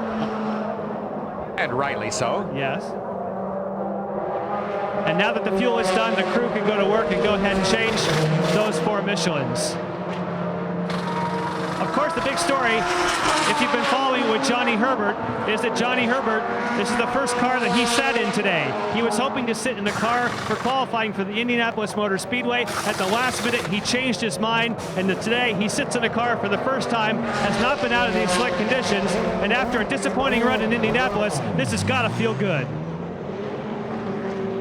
Well, and you know, quite honestly here, and I'm speaking from my heart, I'm really wondering what is the sanity in this particular move? The fact that Johnny Herbert has not been in this car. He has just jumped off a Lear jet coming from Indianapolis. The pressure of Indy, the travel fatigue, and his total lack of familiarity both with the car and the track. I think this is maybe a recipe for disaster, and I hope not. I would have put Andy back in the car. Andy Wallace, the 3rd driver on the team, and you can see Herbert wiggling the car as the tires are cold and the conditions are still a little damp in places. A lot of people, myself included, wondered about the wisdom. Oh, and there's the number 1 Yost car in the pits, and see they are going for another driver change. Again, bring you up to that. Each of the drivers gets a right to go for the championship. That's why they have to put all 3 drivers in the car. With the champion, that may not necessarily be the case. This should be Emanuele Pirro getting in. Second time they brought this car to pit road. After a spin early, it has been very quick. Biela got the car up into the top 3. A lap down to the leaders. Now Emanuele Pirro is in the saddle. Remember, this is a 2000 spec Audi chassis loaned by Champion to the Yost team. The Michelin's going on. So the fuel is in the car. You know, to go back to that Johnny Herbert story, again, Johnny signed his contract with Champion to run the entire American Le Mans series before his deal with Indy. When Indy came along, for him to suddenly go to Indy and risk missing this race, I think is a huge mistake. And a lot of controversy amongst the Champion team and the whole Audi group this week. Yeah, I mean, a lot of drivers. 38 car back up to speed. Christensen out of the car, a near miss with Herbert a moment ago. Let's take a look here as he was working. Oh, man. Contact with one of the Panoses. And that was his fault, too. Now Herbert back in clean air, heading to the front straightaway. A little glimmer of sunlight there as the field works out of turn 11 and heads back towards start-finish. So Herbert is in clean running situation, at least for now. We're at Sears Point Raceway with some blue sky overhead for the first time today. We'll be back with more of the Grand Prix of Sonoma.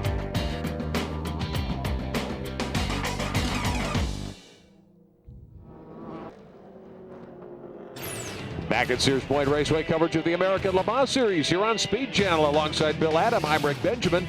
And through the pit stop cycle, Bill, we've had another lead change. John Magnuson has the Panos, the 50 car, back out in front. And now he's right up behind Emanuele Pirro in car number 1. Yeah, they got back to speed much faster than the champion Audi did. And I think it was just a case of Jan Magnuson being more familiar with the track, more familiar with conditions. He was out earlier today under completely wet conditions and drove this car so fast. So to come back out with new slick tires on damp, it won't bother him at all. Jan Magnuson just knocking off the fast lap of the race a moment ago, a 1:38.3. So the times are creeping down. Pirro may go a lap down here as they head towards turn 11. Well, you can bet Pirro is not going to help him. Pirro trying to keep them going 2 laps down at this point as they come to start finish. Bad wiggle off the corner. Yeah, that's right. And for all those people that say Audi's got traction control, well, I guess they just had the track control turned off right there, didn't they? I'll tell you, the driver who's flying as we watch the situation develop here between the 1 and the 50. Didier Rodriguez just knocked off the quickest lap of the race by a lot, a 1:32. Meantime, look at the door close there by the Audi on the Panos. That's slamming the barn door right there. I say Pirro will not do anything to help. I mean, there certainly will not be any fact. Oh, he had to lock the brakes up, didn't he? Look at this. Shades of NASCAR. There's pieces came off the car right there. Bill Auberlen is right there as well in the 51. Pirro fighting hard, using the mirrors, taking up lots of racetrack to the carousel. You know, I can understand the frustration right now for Magnuson, but he's got to be awfully careful. We have seen the Audi on a number of times hit the wall, just sustain really hard impacts, and it looks like nothing happens. On the front of the Panos, they do not want to knock off any of those little winglets or they'll lose downforce. Auberlen is definitely on the charge now. He is just a lap down to the leader, Magnuson. Here's the contact a moment ago going up through turn 4 and 5. Now, if they're going to go up the hill, and you can see, watch this. Now, there's something right there, it looks like, that came off. And I wonder if up ahead is maybe a little payback for that impact, because he might have lost a winglet right there. And that could affect the downforce on the front of the race car. Particularly at this track. Anytime you use those little tiny winglets on the front, up above that huge splitter on the Panos, the downforce can change dramatically. The balance of the car changes. One of Kevin Buckler's Racers Group cars off the course, the 67 in GT. That's Robert Orcutt driving that machine, and he has stuffed it into the tires. It looked like a fairly light stuff. You see he's trying to refire it. That's just fuel going through the exhaust right now. Coming down toward turn 11 at the end of the backstretch. And he got up in the wet stuff and slipped off. And here's another look at how it happened. Oh, wow. He lost that thing really early. He went across the track backwards. I'll bet his heart rate's about 400 right there. Look at the tire. Cut down tire on the left rear. That's exactly what it was. Now, perhaps they hadn't stopped. Perhaps that was a rain tire that went away in the drying conditions. Oh, no. Look at the smoke. Herbert, meantime, with problems. The champion car had smoke right there. Orcutt's back on the track. Let's see if we can find the champion Audi here. Look at the motor smoke apparently out of the back end of that car, Bill.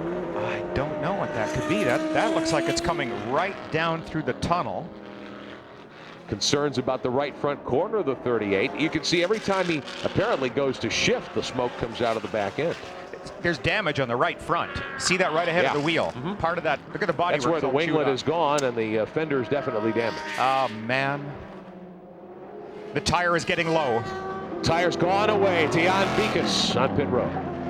Tom Christensen is watching this as we are. It looks like it was from the contact. The tire's gone down. Excuse me? It looks like the tire's gone down from contact now. Yeah, I can see that. Tell us about your stint, especially in the changing conditions. Anyway, I enjoyed that very much, but when I started on the line, the steering wheel gave me shocks. So we had to change the steering just on the grid. And then we lost the radio, so I had no radio contact. And I was trying to to tell the crew I was coming to the pits, but I didn't get any acknowledgement. So obviously I stayed. It's been an accident on the course. We'll come back in a minute. Thank you, Tom. Big crash, and that looks as though it's the car number 1, and Emanuele Pirro and the Yost Audi, the car they borrowed from Champion.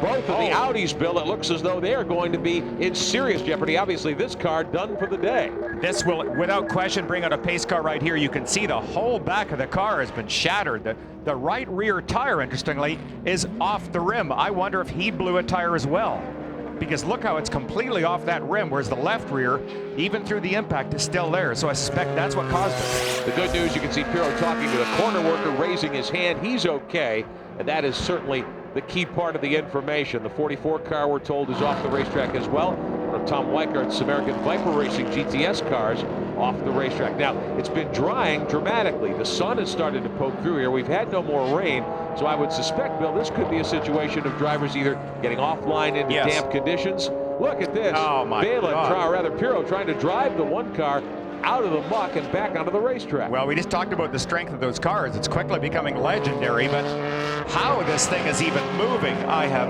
no idea. That is amazing. Unbelievable. Back to Jan Beekes in the champion pit. In the process of changing the 4 tires, including the one that was shredded on the right front, they looked quickly at the damage on the right front corner, and they're going back to see if there's anything that they can do. But at the moment, it does appear as though if they can get all the mud and get all the ducting cleared out, that they may be able to send Johnny Herbert, number 38, back out again. And of course, the situation with the one car, as we saw at Le Mans last year, if that car can get safely back around the pit road, they can change the entire rear section of that. They've got the potential of changing, but they wouldn't do it because they would have to have all of that machinery and all the equipment right in place, already set up to do it. They obviously wouldn't have it there. I'm sure it's back in the trailer. We saw a number of spare parts back there, but that car is out of the race right here. So Emanuele Pirro, who was running 4th, that great dice going on between Pirro and the 2 Panos cars as Pirro was trying to stay on the lead lap. He just lost it, went off hard, knocked the back bodywork off the car, and heavily damaged the rear axle assembly. We'll sort it all out when we come back to Sonoma.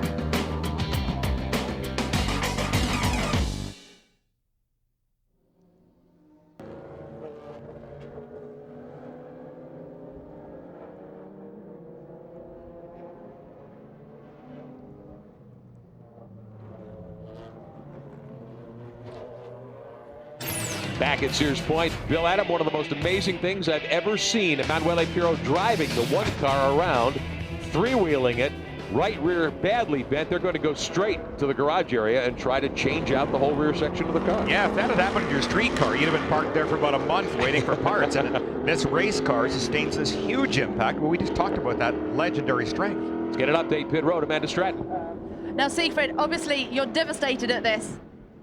Well, we haven't seen what happened. It was not visible on the screen, but for God's sake, he's obviously capable to bring the car back, and we're going to change the rear end, and we'll see.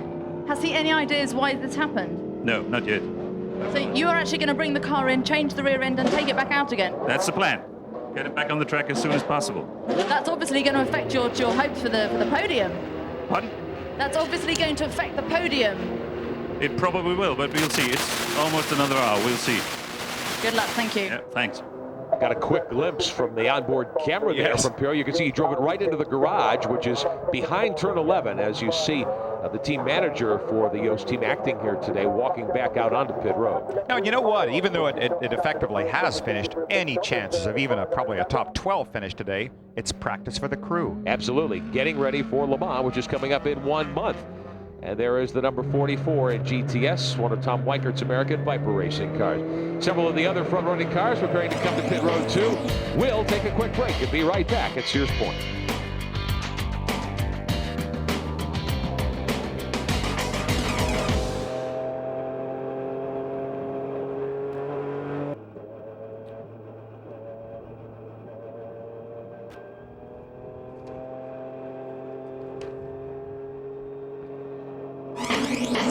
Sears Point inside the final hour of action today. You're riding with the Kevin Buckler 66 car in GT, running 3rd in the category. Marino Franchitti now driving that car. They're 13th overall, and they're certainly in contention. They're on the same lap with Sasha Maassen and Timo Bernhard, the 2 Alex Joe Porsches that pretty much have factory blessing. They have factory-funded drivers and so forth, but Marino Franchitti certainly got a shot here today. That's a bit of a surprise right now, because when I talked to Marino earlier, it was so much fun. He was sitting up here in our booth, watching our monitors, watching his brother at Indianapolis, and he was quite nervous watching Dario. But he was saying that he was really pleased with the car in the wet even. He said he was comfortably keeping up with the Alex Job cars, but then again, maybe the Job cars weren't running right flat out. So, well, with all the problems that the two Audis have experienced in the last few moments, Johnny Herbert back on the racetrack, and he's going to restart in second spot. They fixed the tire. You know, technical innovations aren't always big-ticket items. Often, the genius is in the details. Certainly, that's the case for Audi. Jan Beekens has our story.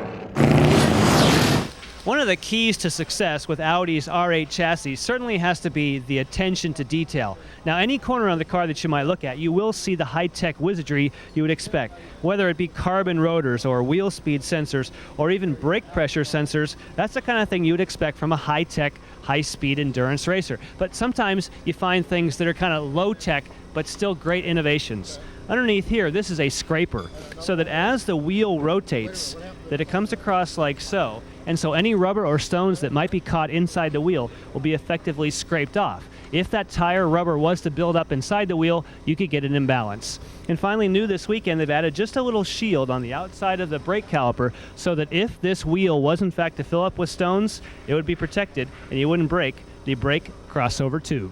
And just the sort of thing that puts those teams in front. it is indeed. You know, as a driver, I love that kind of thing, because even though you talk about a wheel balance, eventually it wears your arms out, and that is safety. So the Audi team's doing their part, certainly, to give their drivers every opportunity to win here today. But at the moment, it's the Panos of Jan Magnussen on the point with less than an hour to go at Sears.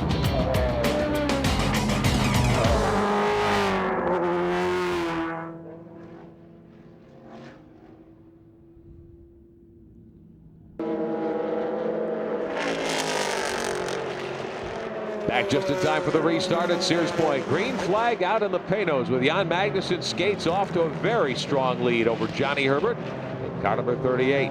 Yeah, one of the advantage that he has right now is really quite fortunate, Rick. You can see that way back in the pack. There he is right there. There is Johnny Herbert trying to wind his way through this pack, so that helps Jan considerably. Brian Herta now has gotten into the 51. He's up to third. Meantime, they have changed the rear end in the one car, and here comes Emanuele Pirro. Now the question, Bill, is how good will the car be after that? It'll be perfect. It'll be absolutely perfect. This is something they actually practice. They mount the spare rear end on. They make sure that it's all set up to the same suspension settings, the same alignment. Everything will be exactly as it was before the crash. So again, one more thing that's an attention to detail. New rear end on the car. Now it remains to be seen what they will do for bodywork. The rear bodywork, I'm sure the spare bodywork's behind the wall. So I was going to say that's not the new aero package on the back end that we're looking at. That's the low downforce package. I was going to say, could be lacking in some downforce back there. Isn't that remarkable? They will stop and fuel the car. You can see one of the crew members going for the fuel rig. So Pirro will shut the car back off on pit road, and they will do the rest of the service work. Let's check in with Amanda.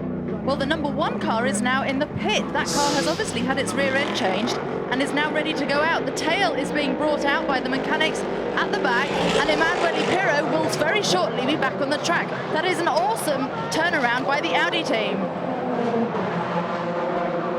Crew going to work to try to buckle that piece of bodywork in. Pirro's got the visor up as we jump in and take a look at his onboard camera.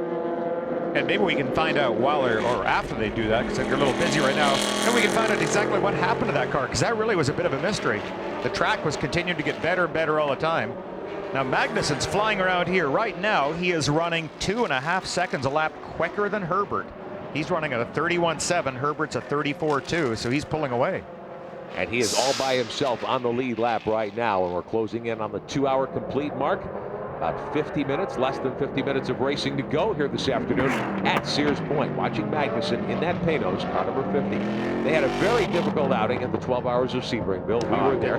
These cars were not very quick at Le Mans pre-qualifying. This has got to be a big boost to the Panos effort. I think it is. I mean, at Sebring, it really showed up the major complaint of the Panos, and that is bump control. And that's the strength of the Audi. The Audi is so good over the bumps. The shock absorber work that this team have done developing a package that it simply is the best that anyone has ever seen, period. Watching your leader Magnussen, here comes Herbert down the short straightaway to turn 11. And Pirro is back on the racetrack. We're told he's been off once since returning, so there may be something bent or broken in the front end of that car that we can't see, Bill. Boy, well, if he made a mistake himself, I think he's going to be bent or broken by Mr. Yost when he gets back in. You could see Emanuele wiggling the wheel. Let's show you what happened here just seconds ago. Pirro up the hill. Top of the hill, and just violent changes in. It looks like that's almost like a suspension problem where the toe is changing on the car. Look at the left front wheel just violently back and forth as if he's almost turning the steering wheel as quickly as he could from lock to lock. Just skated off the racetrack now. Oh, how strange is that?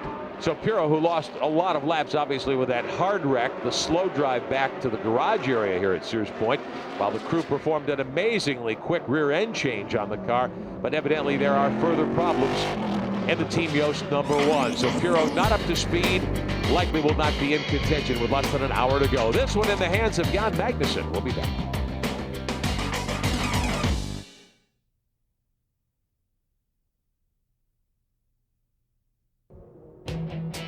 Speed Channel's coverage of the American Le Mans Series is being brought to you by Michelin, because so much is riding on your tires. 57 laps complete, and we've got a caution at one part of the racetrack. The Peterson Porsche GT, the 31 car, off the racetrack just at the entrance to turn 1. Mike Peterson, Johnny Molam, Randy Popes sharing that car. The Westward Home Machine build normally very quick, and today they've had a rough afternoon. They did. They just went down that front straight very slowly, just pulled over. There was no smoke out of the car, so I think a mechanical failure of some type. Now, the other thing, getting back to the overall lead, right now the gap is really dwindling in a hurry because Johnny Herbert is running a 2.5 seconds a lap quicker. But keep in mind, Jan Magnussen has a full lap advantage. Were I in Jan's position right now and Herbert's catching, I think I'd start playing games. Because you know, it's a big crash. One of the Vipers again, the 44 car, Tom Weikert's American Viper racing machine. A huge hit into the wall. This is the 45 car, one of the two team cars. Into the wall hard. Shane Lewis, Rick Fairbanks share this car.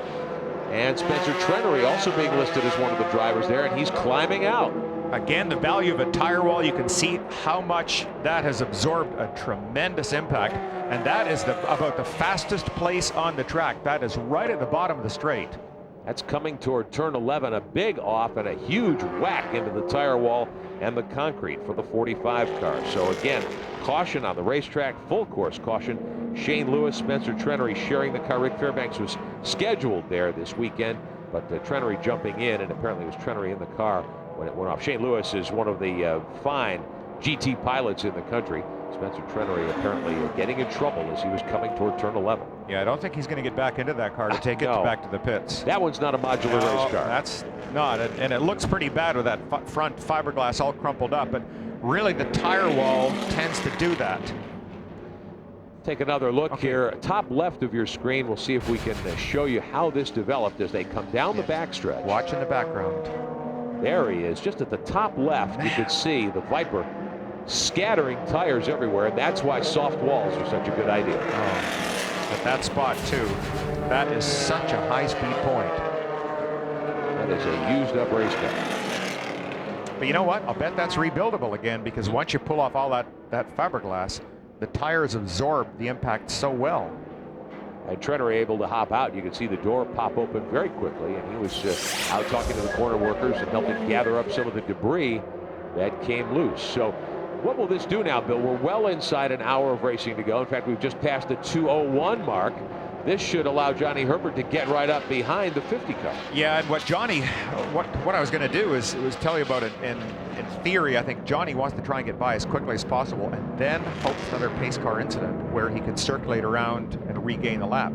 Close back up on the leader one more time. Well, he's got about 43 minutes to try to make that move. Many teams preparing for pit stops. We'll document them for you when we return to Sears Point.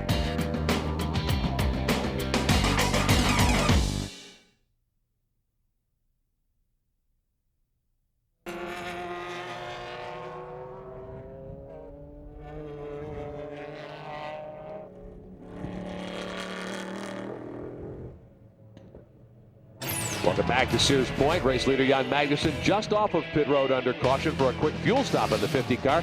Jan Beek is one of the key GT teams has been on pit road as well. It was the 23 car, of course, the leading GT Alex Job entry, and they didn't need fuel. There was really no reason for them to come on the pit road except they want to make it fair for the driver. Sasha Maassen had the most laps driven at Sebring, so they just came in to change drivers to put Lucas LUHR in so that he'll be driving the most laps today and get one extra championship point. That's some confidence when you're in the lead. I like that. I think that's pretty fair by Alex Job. Good idea. So the 23 car back on the racetrack. We ride with Lucas as he gets back to catch the pack, get ready for the restart. The caution may take a few minutes though. The number 45 Viper that wrecked hard at the bottom of the backstretch still up against the tire barriers there. Now it's been another good day for the Corvettes at GTS. Johnny O'Connell taking over from Ron Fellows, who started the 3 car. They're up to 4th overall and they're dominating in GTS. Johnny O'Connell with a great day going, right, Amanda Stratton? That's right indeed, yes. The number 3 and the number 4 car have both pitted. There is no need for them to come back in the pits unless they have an incident, of course. But the one thing that the Corvette guys have been saying is that they're not happy that there is a Celine in the middle, so they're doing everything they can to get the 1-2 that they're looking for this weekend. As the GTS cars line up behind the leading Paynoses, getting ready for a restart here. Less than 40 minutes of racing to go, so it's getting down to it for Johnny Herbert. 38 car, Herbert trying to get back on the lead lap.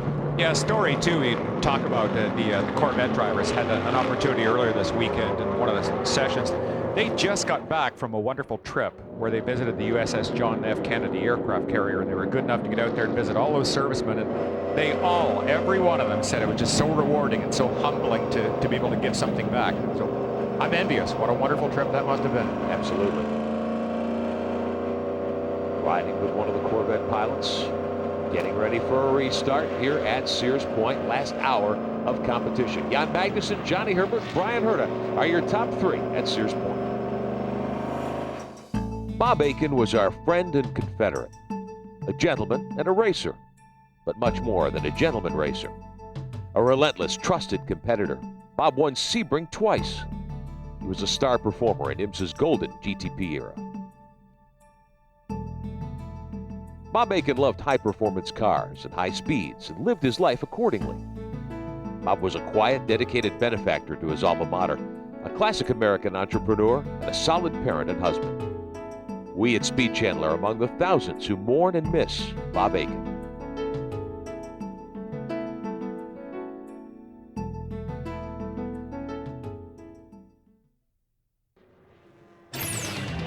Back at Sears Point Raceway in Sonoma, California on Speed Channel. Alongside Bill Adam, I'm Rick Benjamin, Amanda Stratton, and Jan Bikas on pit road. Corner workers have really earned their money here today at Sears Point, policing up the tires that scattered when the 45 car, the Viper of Spencer Trenery, went sliding into the wall hard. We'll take a look here, Bill. You can just see the Viper coming into the picture here. Right there, and then suddenly, I mean, a very violent, abrupt change, and that's what happened. It almost looked like maybe something broke on the suspension, because that is after a left-hand corner, so the left front tire really hasn't had a lot of loading on it. There's been a lot of talk of soft walls on oval tracks. Of course, on road courses, it's been traditional for a long time to use old tires piled up, and that's what the Viper hit. Scattered the tires, but saved a lot of damage to the race car and the driver. Well, I remember that very spot, 1985, Derek Bell rolling one of the Lowenbrow 962s up into a very tight, compact little ball at that point. The tire walls are greatly appreciated. Absolutely. Leaders behind the safety car getting ready to go as soon as the rest of the debris is cleaned up at the end of the backstretch going toward turn 11 where the Viper came to grief. And the track now virtually completely dry. As you can see, the rain stopped early in the show, early in the race here this afternoon, and we have had dry conditions prevailing ever since. There was a brief threat of additional rain that seems to have gone away. We've got some sunshine showing here at Sears Point right now. We told you earlier about the $50 million worth of track improvements that Speedway Motorsports has embarked on here at Sears Point. If you haven't been to Sears in a while, you might not recognize the place on your next visit. We talked earlier with track general manager Steve Page about the huge facelift here. Well, the changes are dramatic, as you can see. We've spent about the last 18 months really just reinventing all of the spectator and the sponsor and the competitor amenities around the raceway. About the only thing that really has remained unchanged is the configuration of the track. We have this wonderful exciting, highly technical racetrack, but everything around it was always dysfunctional. It's uncomfortable. It didn't work. It was ugly. We pretty much wiped out all of the old, put in new terraced hillside seats, built new grandstands, new suites, new competitor facilities, and really just tried to create a new experience for all the users of the facility. And as among those users of the facility, we certainly have been just thrilled to see what's going on here at Sears Point. Getting ready for a restart. The Grand Prix of Sonoma continues right after this.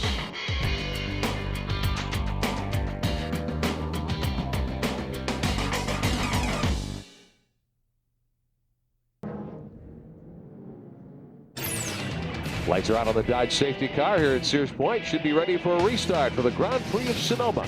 Next time by for the field. Final hour of competition, the American Le Mans Series second round. And the Audis that were so strong, so dominant, of course, at Sebring to open up the season. It's been a difficult afternoon. Right now, Jan Magnussen with a one-lap lead over Johnny Herbert in the champion Audi, car number 38. But Herbert hoping for another caution, as you pointed out, Bill. It would give him an opportunity to come around and get his lap back here. Yes, and you know, at this point, I'm not even sure whether it's worth his while to actually go flat out or not, because there is no way he is going to be able to make up a lap within 30 minutes. That just couldn't happen. He's got to hope for Pano's having a problem. As they come out of turn 11, coming to the kink, which is turn 12, ready for a restart this time by. Now that should have been a black flag right there, some sort of a penalty, because one car passed the other before the flag was even shown. Brian Herta there, the 51, third overall. The other Panos, 3 Panos is in trouble for the 37 car again.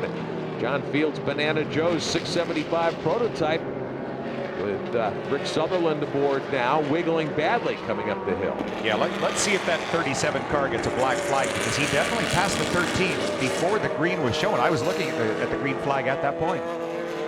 Watching the 2 Corvettes there, the 3 with Johnny O'Connell leading in GTS, and Johnny O is 4th overall right now, and his teammate car, the Port car, and one of the Porsches, the cycle car, is off the racetrack. Here comes your overall leader, Jan Magnussen. Now, he did not restart at the front of the pack because of where the safety car came out and picked up the field. There's a flat right rear tire on that. He's going to have to do a slow lap. I think it looks okay. It doesn't look like there could be any damage to bodywork because of the tire going down. Tony Burgess steering the 52 at the moment. They're shown 19th overall. There's Magnussen trying to thread his way through the lapped cars and the slower traffic. Get back to the front of this field. Here comes Herbert in the 38.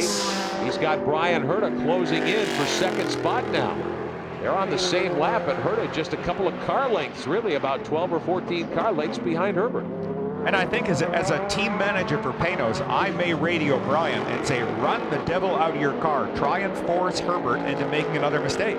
That's the theory. You'd love to get a 1-2 finish, and you don't want Herbert to have the luxury of maybe being able to make up that lap. The Panos team hoping perhaps for a 1-2 finish. Hasn't happened since Mosport 3 years ago, 1999. The Audi team has dominated the series, of course, for some time, going back more than a year now. Well, that lap right there, Johnny Herbert just knocked off a 1.5 seconds faster than Brian Herta. So if Brian was told to try and get up and scrap with him, it's not going to work at this point. Herbert trying to get himself back into contention. Less than half an hour to go in this time 2-hour 45-minute run. Herbert gained about 8 seconds on the leader Magnussen that time. Here comes Herbert down to turn 7. Here's Herta, third overall with 51. Johnny has stretched out quite a big lead up at that point. Brian is having so much fun driving these cars. Every time I talk to him, he's got this huge smile on his face, and said back in the days at CART, hardly ever passed a car. And here he is out here going by dozens of them every race. Bear in mind, these Panos machines, if you're new to the American Le Mans Series, these are basically front-engine cars. Yeah, they really were originally like a Reynard cart chassis that was just kind of turned backwards with a big monster 6-liter Ford V8 put in it. There's Tony Burgess bringing the cycle Porsche onto pit road very slowly with that cut tire. Here's Herta in the 51, up over the rumble strips in turn 11. Herbert in the champion car, the 38, running second overall. Now, well, let's see. Now, Johnny Herbert just ran a 27.3, and Brian Herta even faster. 26.8. Wow. So Herta trying to cut into lead. Bear in mind, of course, on a road course like this, traffic plays a big part in whether you can knock off a very quick lap. One of the McKenna Alex Joe Porsches continuing to lead in GT. The 23, Lucas LUHR back in the car, and they're 7th overall. This has been a very good day for the 23 team. Yeah, they really are a good team. It was nice having dinner with those fellas last night. You see the enthusiasm that all of the team drivers for Alex Joe, they're all young, very bright, very personable drivers, and they're keen. I like the aspect that they all seem to work together so well. There's not a lot of jealousy being shown. Jorg Bergmeister, you saw there in the top left of your screen, has the quick lap of the day in GT. The other Alex Joe McKenna car, 1:40 and change. Bergmeister led the category for several laps earlier today, but gave the lead back to LUHR and Massa. Very busy racetrack. Let's show you our foot cam that's on board the Alex Joe Porsche and show you just how much work these drivers have to do, Bill. It's a bit of a ballet back and forth. And just watch his left foot there on a brace, but just watch all the various work. You'll see sometimes he'll be moving his right foot onto the brake pedal, blipping the throttle as he goes down through the gearbox. Now there he's just changing up. Flat out around this wrong corner. Yeah, look at all this telemetry. Figure out where to put your eyes, Rick. What are you watching? I'm watching you describe this. You look like you're driving the car. I'd love to be out there right now. That car pulling 1.6 G's at times. And we'll show you how much steering that Lucas is dialing into the wheel here as well in the middle portion of the bottom bar. Yeah, now you could see right there when he went down through the gearbox, it was all right foot on the brake. See, the only time that the left foot is lifting is strictly for the clutch. These cars, I don't know of anybody that actually left foot brakes them, because you have to use the clutch going up and down through the box at this point. These are not crash boxes, what people get used to with NASCAR. They all have synchro mesh. You have to use that clutch. So by rolling your right foot, you're flipping the throttle and just making your shifts a little easier and a little cleaner, saving the machinery. Now here he goes down again. Look at the foot rolling. Through the corner gently initially, and then down on the floor. Next gear. Next gear. Little twitch in the left foot, just anxious to get back onto that clutch. So with the right foot, he's braking a little and keeping the revs up of the motor. He's heel and toe. Yeah, exactly. You know, it's a case of teaching people when we do this to not use a gearbox to slow the car down. The only reason that you're really downshifting is to be into the proper gear when you want to start accelerating, to make sure you're in the right rev band and all. But you don't want to let the gearbox start dragging the car down, else you're going to end up with a really expensive transmission bill. This is one of the GT3 RS Porsches. There's some GT3 Rs in the field here as well. These have been phenomenal cars. Very durable. Oh, amazing. Quick everywhere. And dominating in GT in American Le Mans here in 2002. Lucas, a little wave up ahead there to Clint Field. I don't think that was a wave suggesting that he'd like to go for dinner with him or anything like that. It's just maybe suggesting that you might want to get out of my way. Let's see if he gives him another complimentary wave as he gets out of the straight, or he might be too busy. Now that is a 900 prototype. That's a Lola Judd, and Clint Field is very quick. And you saw Lucas LUHR pass him here late in the going. GTS leader, car number 3, the Goodwrench Corvette. Johnny O'Connell driving the car. He's just been passed by James Weaver in the Dyson 16 for 4th overall. And look at this, what a great run by the 4 car. Now 2nd in GTS, Kelly Collins and Andy Pilgrim sharing the 4. They were having a bad day early in the going. Through about halfway in the race, they were stuck back in 18th, 19th, 20th spot, Bill. And I think credit goes to them for not panicking at that point. If things weren't going particularly well, they didn't want to panic and throw away the strong possibility of a good finish anyway. And this is really paying dividends for them. I mean, it's something valuable to learn. I think a lot of young drivers tend to think, well, you either run flat out and then crash the car, or else pull it in and whine about it. Well, these guys just soldiered on until conditions got better, and now they're actually running very respectable lap times. Kelly Collins, 8th overall, 2nd in GTS. He's ahead of Terry Borchello in the Celine, who's 3rd in the class. And Mimo Scattarella, who's on board the Olive Garden Ferrari now, who is 4th in GTS and 13th overall. Yeah, that Ferrari is going to become a car that the Corvette guys are going to have fun competing with as the season goes on. Again, it's a brand new one, and chatting with all these guys, they are already very complimentary about the speed that Ferrari is showing down the straights. They say it doesn't have the right downforce and the right balance yet, but it's a very strong V12 motor. About 22 minutes of racing left here at Sears Point. Should be another 9 or 10 laps of action. On board the 4 car quickly. And back up front, just to tell you people what's happening, is that Johnny Herbert is still 57 seconds behind Jan Magnussen, so we're not really missing anything at the front, people. Gary Borchello on board the Celine, the 26 Franz Conrad's race car. Third in GTS, they were up in second. Actually led a few laps in GTS here today. But as the track has dried, the Corvettes have gotten stronger. Terry out of Phoenix, one of the fine gentlemen in this sport. He is. He's a very versatile driver that does a good job of virtually anything. Had a good chance at Panos earlier this year, and one of the downsides of being a tall driver is that you don't fit in some cars. That was Terry's problem with the Panos. Just simply too tall, and he refused to sacrifice his feet and ankles. So this is one of the teams that will be heading to Le Mans next month, and we'll be there for you here on Speed Channel. A reminder coming up at the conclusion of our broadcast from Sears Point, Speed News at 7 o'clock Eastern time. Kelly Collins in the Corvette. We mentioned a few moments ago that car was way off the pace in the early going. Andy Pilgrim, Kelly Collins really struggled. Jan Beekes, they have really come from the back, and they're second in their category now. It's been a great second half of today's race. It has. I spoke with Andy Pilgrim about that a little while ago, and he said it was simply a case of not being able to get heat into the tires when it was raining. So even though it continued to rain, as it started to dry, they got a little bit of heat in the tires, and then all of a sudden their grip came back, and of course now they're on slicks and have a great dry setup on that car. Now remember that these are the new chassis that Pratt & Miller built for the Corvette team. The cars that they ran and won with at Sebring are over in Le Mans still preparing for the 24 hours. So this is the first time these cars have been raced. yeah, look at the vision problem he has too. He doesn't really have as clean a windshield as the 23 Porsche had we saw earlier. Like Sasha Masson and Lucas have got a pretty good windshield. This is really bad. Of course, we've had a lot of rain. We started the race in very wet conditions, and those prevailed for most of the first half of the race here this afternoon. It stopped raining. It took a while for the track to dry, but your windshield will get sandblasted. There's been a lot of cars off course, a lot of dirt thrown up on the racetrack. It does. A lot of people in the past have run and continue to run Lexan windshields to try and save weight. One of the difficulties with Lexan is the sandblasting just eventually gets it to a point where you can't see a thing. It's like opaque plexiglass. In a longer distance race, you would change that windshield perhaps, but not here in a 2-hour and 45-minute sprint race. In GT, on board with the Racers Group Porsche, the 66 of Kevin Buckler and Marino Franchitti, they moved to 12th overall, and they're running second now in GT. They've gotten by Jörg Bergmeister's 22 car, the other Alex Jokushi. Yeah, and actually running 2 seconds a lap quicker than the leading car, so they're really having a great run right now.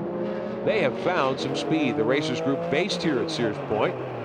They were very quick. In fact, they were the quickest GT car in pre-qualifying at Le Mans. You heard Kevin Buckler earlier in our broadcast describe how they have left that car in place at Le Mans as well to get ready for the 24 hours. This, a different piece of equipment, but it's been very quick. Yeah, that was an interesting little piece right there. I was watching the Raffinelli Ferrari out front, and at the top of the straight, there's so many twisting little S's back and forth, right and left. They really couldn't pull away very much, even though they have so much more horsepower. Watching the Kevin Buckler car, Jan Beekes, what's the situation? Well, you know, I spoke with Kevin when they made that unscheduled pit stop, and he was very frustrated. He said that was my fault. I was getting so excited with the speed that we had in the car. I put the car in place where I should not have. And of course, he ended up having contact with the 99 Porsche. That got them out of sequence on their pit stops. They lost a little bit of time on pit road. So without that miscue, they might be that much closer to the lead. Boy, big mistake right there by Johnny Herbert. He should not have put the Audi in that position. Knowing the Porsche was going to be sliding across the track, that almost could have taken Herbert off the track. And another mental mistake by Johnny. I don't think you're a member of Johnny Herbert's fan club this weekend. No, I'm actually not. I mean, I really look on what he did with the Indy 500 as a huge slap in the face to the whole Champion Racing and the whole Audi Racing program, because his #1 commitment when he signed that contract was to ALMS. I think you have to live by loyalty and you have to live by the commitments. And he's maybe displaying a little bit of the Formula One prima donna. Well, he's showing a lot of Formula One style speed. There's no doubt about that. He's cut Jan Magnussen's lead to 48 seconds. He is on the same lap right now, although the time clock is not in his favor. We're coming up on about 16 minutes of racing left. He's still running laps 5 or 6 seconds quicker than Magnussen, but it would take him, at that pace, it would take him a good 15 laps or 16 laps to cut that lead down and get back into contention with Magnussen. Now, that's not to say that Magnussen might not have a problem in the 50 car here in the last few minutes, but at this point it certainly looks as though the Panos of Magnussen is in command without much of a threat here at giving up the lead. Yeah, I agree. I think it would have to be almost something of a miracle for them to win at this point. And I know the guys in the champion pit right now, they're all going to have their fingers tightly wrapped, but it's not that they would be wishing any ill against the Panos guys, because they're all very tight friends. And it's just one of these things that to win in the ALMS, the competition is so fierce, you literally have to do everything perfect. I mean, it can't anything be wrong. Every pit stop has to go right. Every lap by the drivers have to go right. Invariably, when you make mistakes. Oh, wow. Talking of mistakes. Hard. At the bottom of the short straightaway, coming toward the carousel. We can't see the car, but we can tell from the smoke and the skid marks someone has gone off huge. Well, now here is a whole new race coming up suddenly. That is what Johnny Herbert could have prayed for, because this will bring out a pace car. Definitely. Emanuele Pirro, the one car, seems to be okay. He was 21st, 7 laps down. He's gotten the car up to 19th. He's gained a lap back. He's now 6 laps down. There's Borchello in the Celine. And the 0 with Scattarella in GTS, and they're battling back there. The 26 and the 0, they're on the same lap. So Neil Caduno in the 17 with them on the racetrack last time by, but this should be for 3rd overall in GTS, 3rd position in the category. You know, and I'm trying to keep an eye here on the flag stand as well to alert our viewers if we are going to get a yellow flag, and so far no signs at all. So maybe whatever car did go off is far enough off and everything is okay. They're just going to let them run under green, which they should. There's Borchello. There's the 0. Now, we've had a report that it might have been the 26 car. We do not know at this point, but well, from that first shot we saw with the smoke still in the air, I would have thought whatever car went off was still in that spot, but perhaps not. Scattarella to the outside of Borchello, going for 3rd spot in GTS, and he's got it. Got him, cleanly got him. It looked like Borchello just had the back end wiggling a little bit there. I wonder if it looks like he's losing tires. Pirro right there as well in the Yost Audi. Not in contention. Remember that Pirro, about 45 minutes ago, wrecked hard, and they went behind the wall and changed the entire rear axle of the one car, put new bodywork on it, and sent Emanuele back out. And it was Borchello, we're told, who went off. Let's see if we can get a good look at it. Wow. Right by our camera position and off the racetrack. Into the foam barrier, and there was still smoke in the air when he brought that car back on the racetrack. Isn't that amazing? Another tribute to soft walls. There's styrofoam blocks there that helped keep Terry out of harm's way when he went off the race course. I can't see a mark on the car anyplace. No. Now, we did see some dust or smoke fly under braking in the car, and you can see some flame out the exhaust when he shifts, but other than that, the car seems to be mostly at speed. My rental car does that too, though, Rick. That's because of the way you drive it. Scattarella has gotten by him, though, for 3rd in GTS. The 2 Corvettes, O'Connell and Collins, running 5th and 8th overall, 1st and 2nd in GTS. There's your leader, Jan Magnussen, in the 50. 14 minutes of racing to go. Should be about 7 laps here at Sears Point, and we will be back.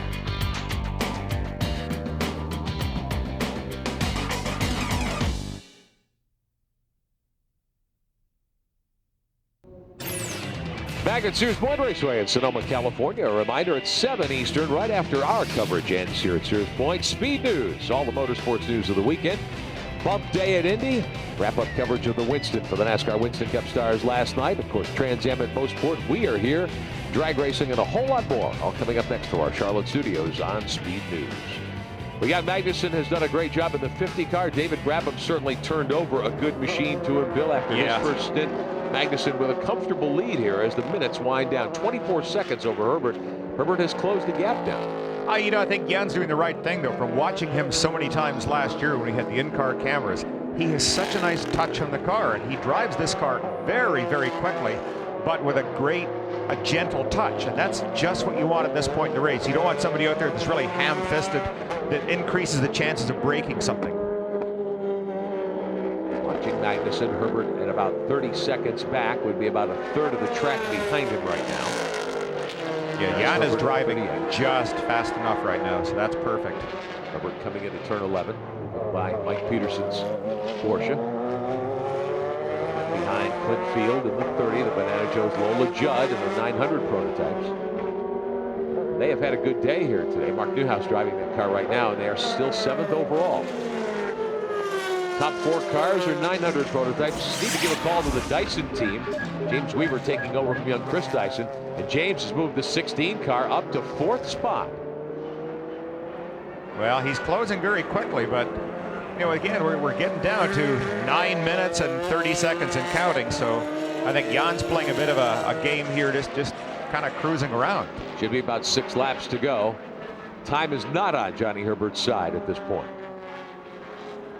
And he is still pushing. And we see that Magnussen has picked up the pace. Last lap, Jan had been running laps around a minute 33, minute 34. He got down to 1:29.8. Third place car with a 51, Brian Herta, sharing that car with Bill Oberlin today. They tried to close in. Herta had a shot at Herbert at one point, but Herbert just drove away from him after the last restart. Watching the 51 team in action. Brian Herta, the kart star, kart veteran, Amanda Stratton, Bill Oberlin just kind of casually watching things here in the last few minutes.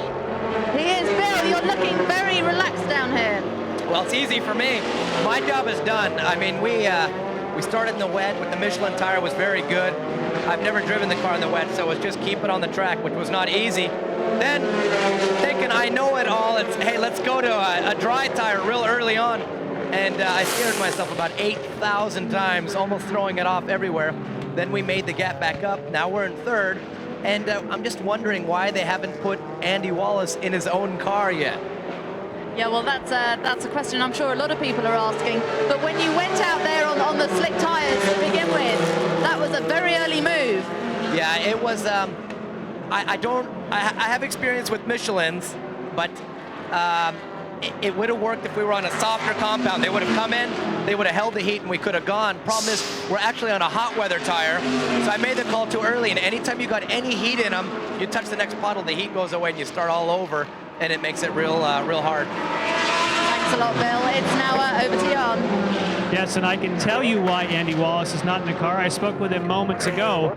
If he were to come in and make a pit stop and make that change, sure enough, Bill Oberlin's team car would pass them. So he is going to sacrifice the individual points so they can hang on to at least second place. Well, I'm starting to think, Bill Adam, that Johnny Herbert may have a chance to win here. The gap is down to 17.6 seconds. We've got 7 minutes of racing left. He's gaining 4 to 5 seconds a lap on Magnussen.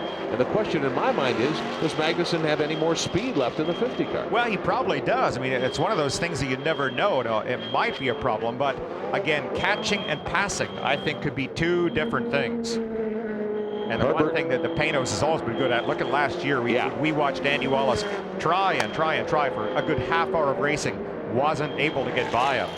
Herbert certainly with a bit in his teeth at this point. Down to 15.8 seconds last time around, and he is certainly flying that car around here. And just in case any of our viewers hear this beeping in the background, our building is on fire, but it's probably nothing to worry about. Oh, thanks. That'll make my family feel great about the last hour of our time here today. Watching Herbert in action in the champion ADT Audi. That big gaping hole by the front.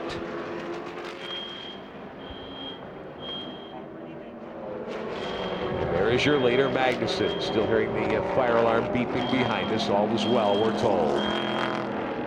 Amanda Stratton still in the Panos pits. David Brackett watching his teammate take their car, hopefully, to victory. Well, David, how are you feeling at this point now with just 6 minutes to go?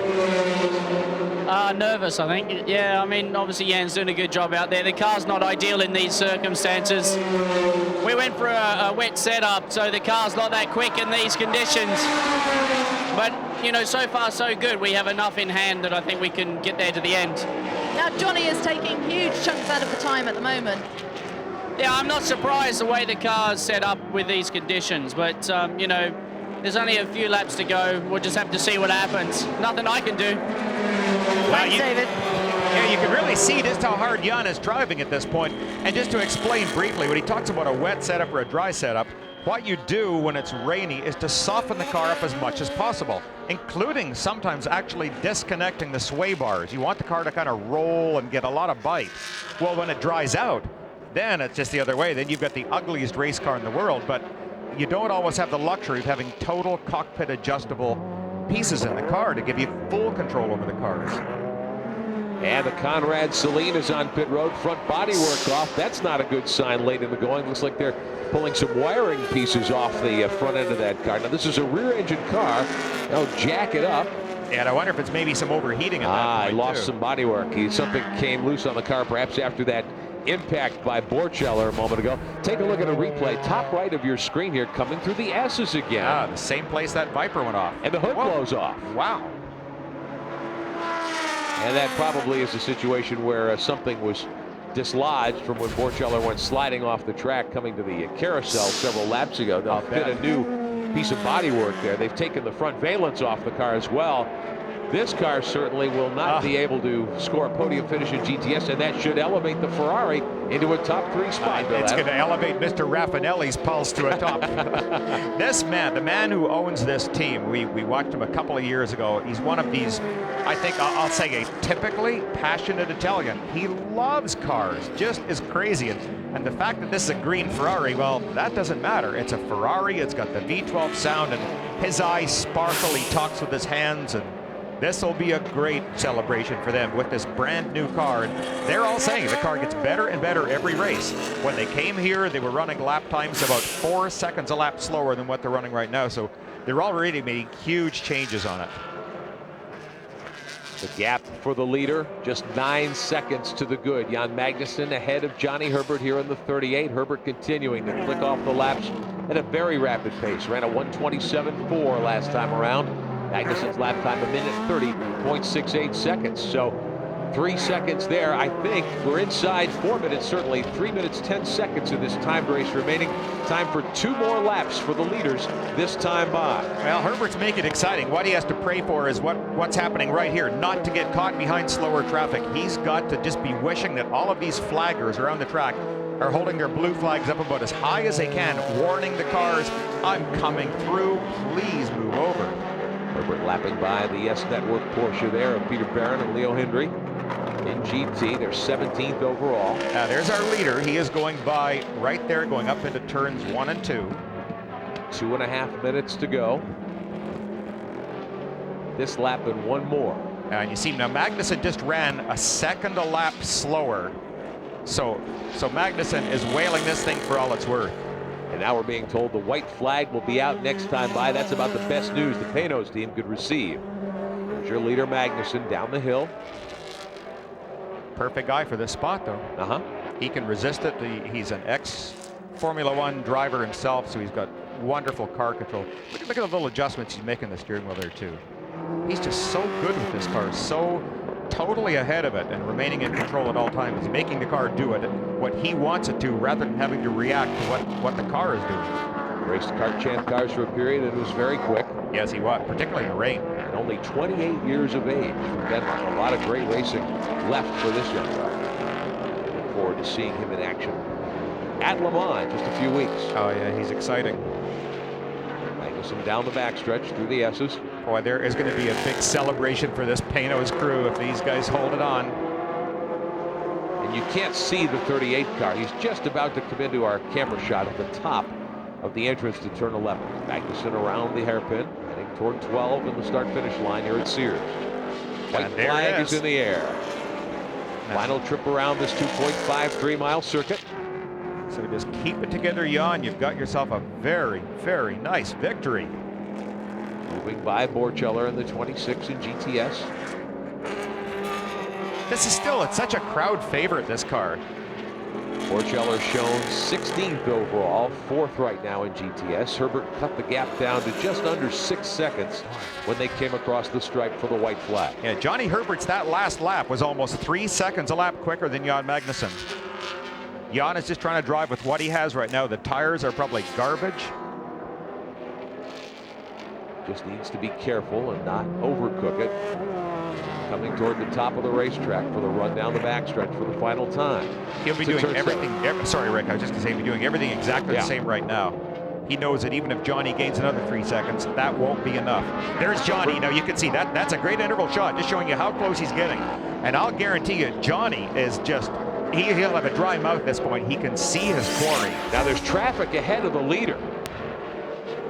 You can see Magnussen. He's got to pick his way around some slower cars. Moving by Ben Devlin's machine. Here comes Herbert. No, it's going to be close, but not enough. Panos is going to pull off a huge victory today. There's the Banana Joe's Lola. That is not the lead car. Here's your leader. Magnussen out of turn 11. Heading to 12. He's got to navigate one of the GT cars and head to the stripe.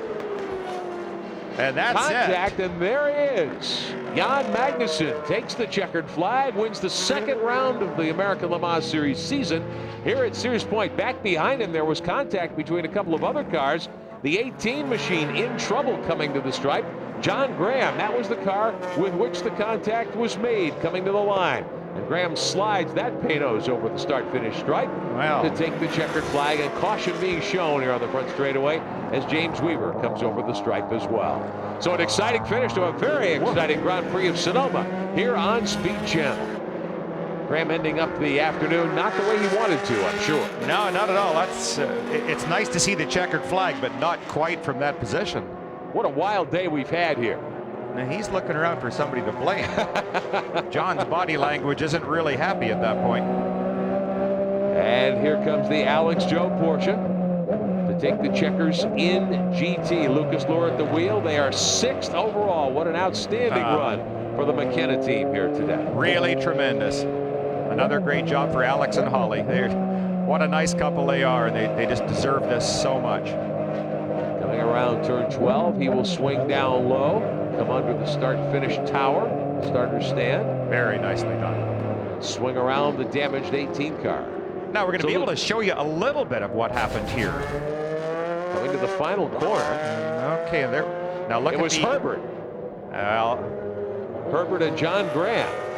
That's how close Herbert was to Magnussen when they came to the line. Boy, oh boy. Herbert trying to bonsai his way to the checkered flag and make a last gasp effort to steal the win from Magnussen. It comes up short, and Graham gets wrecked in the process. We'll be back.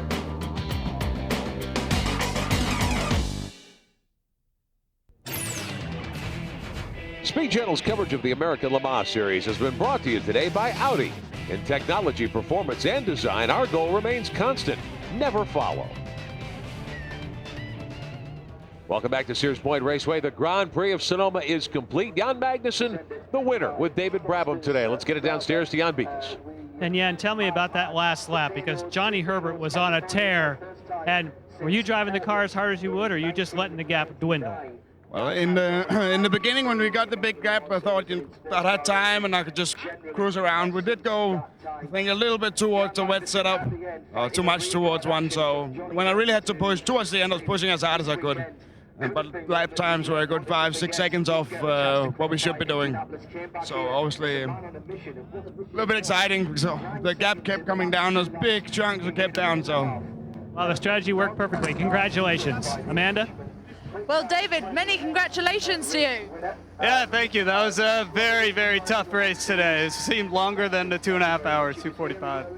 But you're happy with the result. You must be delighted. Yeah, absolutely. The Archangel team just absolutely prepared the best car. These guys have been working so hard going to France, coming back, and they put together this car for its first win with the Millington power plant. It's just great. It's great. Thanks a lot. That's 675 victors. Dave McEntee sharing that car with Ben Devlin, the 13 car. We saw Ben in the lead early. He had taken over, and a good run for the Archangel team. Let's go back to Jan. With Johnny O'Connell just getting the helmet off. Johnny, your team car had some trouble in the rain getting tire temperatures, but for you guys, it looked routine today. Yeah, I tell you, really the credit for this one's got to go to Ron. He gave me a huge lead. I mean, shoot, after I think we were up on by a lap by the time I finally got in the car. So it was just a matter of me looking after the Corvette. And man, once again, everyone at Pratt & Miller gave us a great car, and K-Tech guys gave us a great engine. And shoot, once again, we showed Goodyear is the best tire to have in the wet. All right, have a great time in Le Mans. Congratulations. Thanks, Sean. Amanda? Well done, both of you. Lucas LUHR and Sasha Masson, another victory. Yeah, thank you very much. We were really happy about it, and we were a little bit fortunate with the yellows again, like in Sebring, and so we established also a 6th position overall. That is incredible for a GT car, and well, Lucas did in the wet a great job, and this was the basic for our success. Lucas? Well, I said in the first couple of hours, in the first part of the race, it was really difficult because it was really a lot of water. But now at the end, it was okay. The car worked really well, and thanks for the team. Thanks, guys. Well done. Great run, certainly, for the Alex Job McKenna team today, and team owner Alex Job certainly with a lot to be proud of. Final results, the 50 car, the Panos scores their first victory of the year. Jan Magnussen and David Brabham. The 38, the car of Johnny Herbert, Tom Christensen, Andy Wallace didn't get in that car today. They come home second. The other Panos, the 51 of Brian Herta and Bill Oberlin, and James Weaver and Chris Dyson finish fourth in the 16 car. And there you see the Corvette winning GTS, and the 6th overall, the GT car, LUHR and Mawson. And Bill, you've got a lot of other contenders here who had tough days.